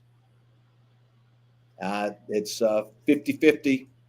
This is I don't know if I'm right or wrong. I don't know, but I've got to make a pick. Can't put it off any longer. Give me Hewitt-Trussville. Yeah, I'm gonna go. I'm gonna go Bob Jones. I feel like the bigger the game, bigger the setting. I think Bob Jones. I think they just have a factor where they just elevate themselves to that level. Like you said, I think I said it last week that they just have some it factor to them as a team. Those 2 arms, that Hewitt-Trussville, Helmers, and Mitchell, and you got Jacob Francis. You've got Blake Bales also behind them. Those 4 arms have really thrown it well in addition to some other guys. You talk about Hewitt-Trussville, you didn't even mention Steele Hall, who is just a absolute game changer in the leadoff spot.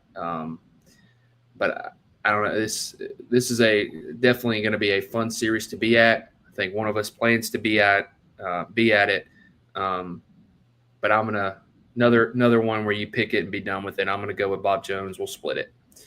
Hey, do you think I've lost my chair and table at Bob Jones? I don't know. You picked them last week, didn't you? I've picked. Yes, I have. Yep. Yeah. So I'll go Bob Jones. You'll go Hewitt. So we'll go to the South in Class 7A. You've got number 3 Enterprise going on the road to Auburn, who finished just outside the top 10. Enterprise enters with an impressive 30-1 record. Auburn is 2016. This series will get started at Auburn High School on Friday at 5:00. Looking at how both these teams got here, you will start with Enterprise. They come off a series sweep over Daphne by scores of 12-2 and 1-0. In that game one, Brady Richardson was 2 for 3 with a home run and 3 RBIs.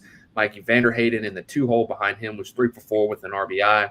Caden Boutwell added a 3-run home run as well. And then Walker Turner, a big-time linebacker, hits in the middle of that order, was 1 for 3 with 2 RBIs. In game 2, Brady Richardson got the ball. He went 7 innings, gave up 4 hits, no runs, no walks, and 7 strikeouts. And then in game offensively, Brady Kavanaugh drove in the lone run of the contest on an RBI single. He went 2 for 3. Moving along to Auburn, how they got here, finishing as the runner-up in the area behind Central. They took 2 of 3 on the road at Alma Bryant by scores of 4-3. They dropped game 1 by a score of 4-3 in 9 innings, turned around in game 2 and won 10-0 in 6 innings, and then won a close 7-3 game in game 3. Looking at that game 2, there you go. Oh, let me look.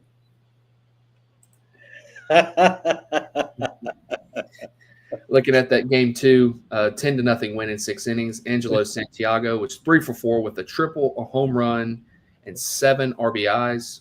Wow. Will Watley had a big series, and he started it in game 2 where he went 6 innings of shutout baseball while just giving up 3 hits, 2 walks, and struck out 11. He also went 1 for 1 with an RBI. Weston Luther was 3 for 4 with a pair of doubles, and then Antoine Daniels drove in a run on a hit. And then in game 3 was really when the theatrics or the big-time performances came from Will Watley. Auburn was trailing 3-1 in the top of the 6th. Will Watley hit a go-ahead grand slam in part of a 6-run outburst for Auburn to give them that 7-3 lead, which ultimately proved to be the difference in a 7-3 win. In addition to Watley, Bryson Shepard was 2 for 4 with 2 RBIs, and then a huge relief appearance from Max Autry, going 4 innings and giving up 2 hits, no runs, no walks, and 1 strikeout. So really efficient in a big spot for Auburn when their season was on the line.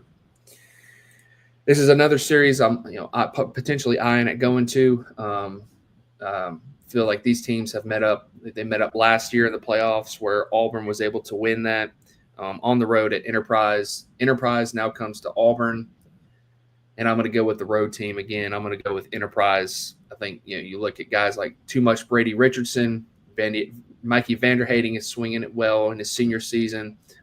Brady Kavanaugh in game 1 didn't have his best stuff last week, but has shown time and time again he can shut down opposing offenses. And he's going to face a big one this week, led by Angelo Santiago, Watley, and Bryson Shepard. But I'm going to go with Enterprise to continue their masterful season.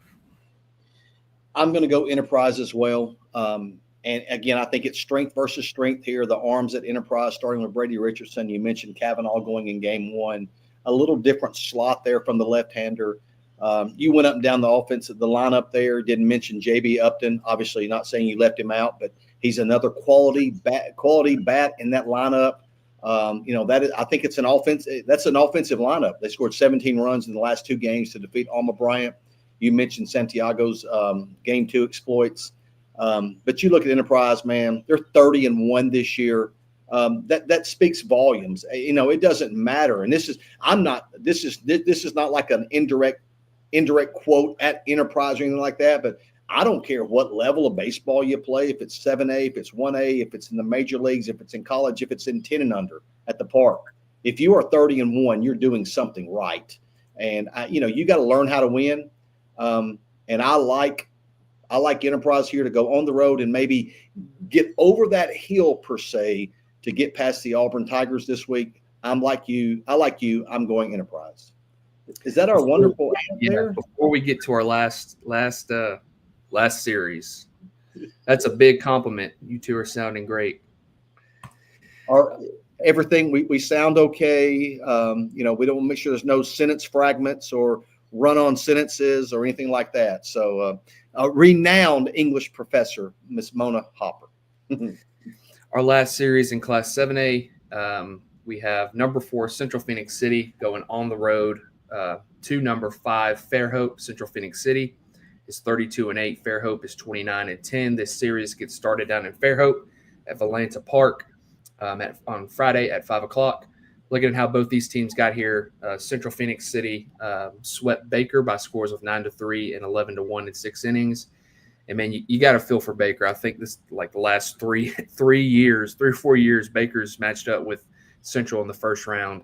But looking at that game 1, that 9-3 win over Baker for Central, Emery Yon went 6 innings, gave up 4 hits, 1 earned run, and 5 strikeouts. Cam Norton added a double in the 2-for-3 hit performance. Bradley Bartolf was 2-for-3 with a double and 3 RBIs. Carter Gilly, the young freshman, added a double. Briggs Cameron had a triple and an RBI. And then Brantley Rothrock hit a triple and drove in a pair of runs. In game 2, Cam Norton went 5 innings, gave up 2 hits, no runs, and 5 strikeouts. Sam Brown was 3-for-4 with 2 home runs, a double, and 7 RBIs. We talk about Eric Hines. I think that's probably 12, 13, or 14 home runs for Sam Brown. Another double-digit home run season for Sam Brown. Emery On at the plate was 2-for-3 with an RBI. Carter Freiberg was 2-for-4 with an RBI double. And then Jorian Gordon was 2-for-3 at the plate for the Red Devils. In looking at Fairhope, they took 2 out of 3 against Dothan. They dropped game 1 by a score of 8-3, won game 2 6-1, and then wrapped up the deciding game 3 by a score of 11-3. In game 2, Miles Drew Johnson went 6 2/3, gave up 5 hits, 1 run, walked 3, and struck out 13. Brian Martin in the leadoff spot was 1-for-2 with the RBI. Lance Wade was 1-for-3 with an RBI. And then Miller Humphreys at the bottom of the order was 1-for-4 with 2 runs driven in, and then came in the 7th inning and got the last out on a strikeout. That set the stage for the game 3, deciding game 3 against Dothan for Fairhope, and Jerry McDowell went a complete game, going 3 hits, no earned runs, walked 5 but struck out 7. Brian Martin once again was 2-for-4 with a double and 3 RBIs. Miles Drew Johnson, after his masterpiece on the mound in game 2, was 2-for-3 with a double and 2 RBIs at the plate. Lance Wade once again was 2-for-2 with a pair of RBIs, and then Miller Humphreys was 1-for-2 and drove in 2 runs. I bet we're going to say the same thing, but I'm going to go ahead and let you talk, and then I'll go. I think for the season, I think in that same podcast episode you were talking about, someone asked the sleepers, and I think in 7A we said Grissom, and I said Fairhope. You said Grissom, I said Fairhope. I think Fairhope has possibly the most pitching depth out of any team in 7A, with Will Sparks and the Miles Drew Johnson, Jerry McDowell, Rock Gearhart, Harrison Cook, Blake Westry. But to be the champ, you got to beat the champ. And I'm going to go with Central Phoenix City on the road. They've made the 7A state championship series the last 3 years, won it 3 years ago. I'm going to go Central Phoenix City. We've said all that needs to be said about Central on our previous podcasts. They just win. They know how to win. They're tough. Give me the Red Devils to advance to the Final Four. To the Final Four once again in 7A. We weren't going to say the exact same words, but our thought process is the same.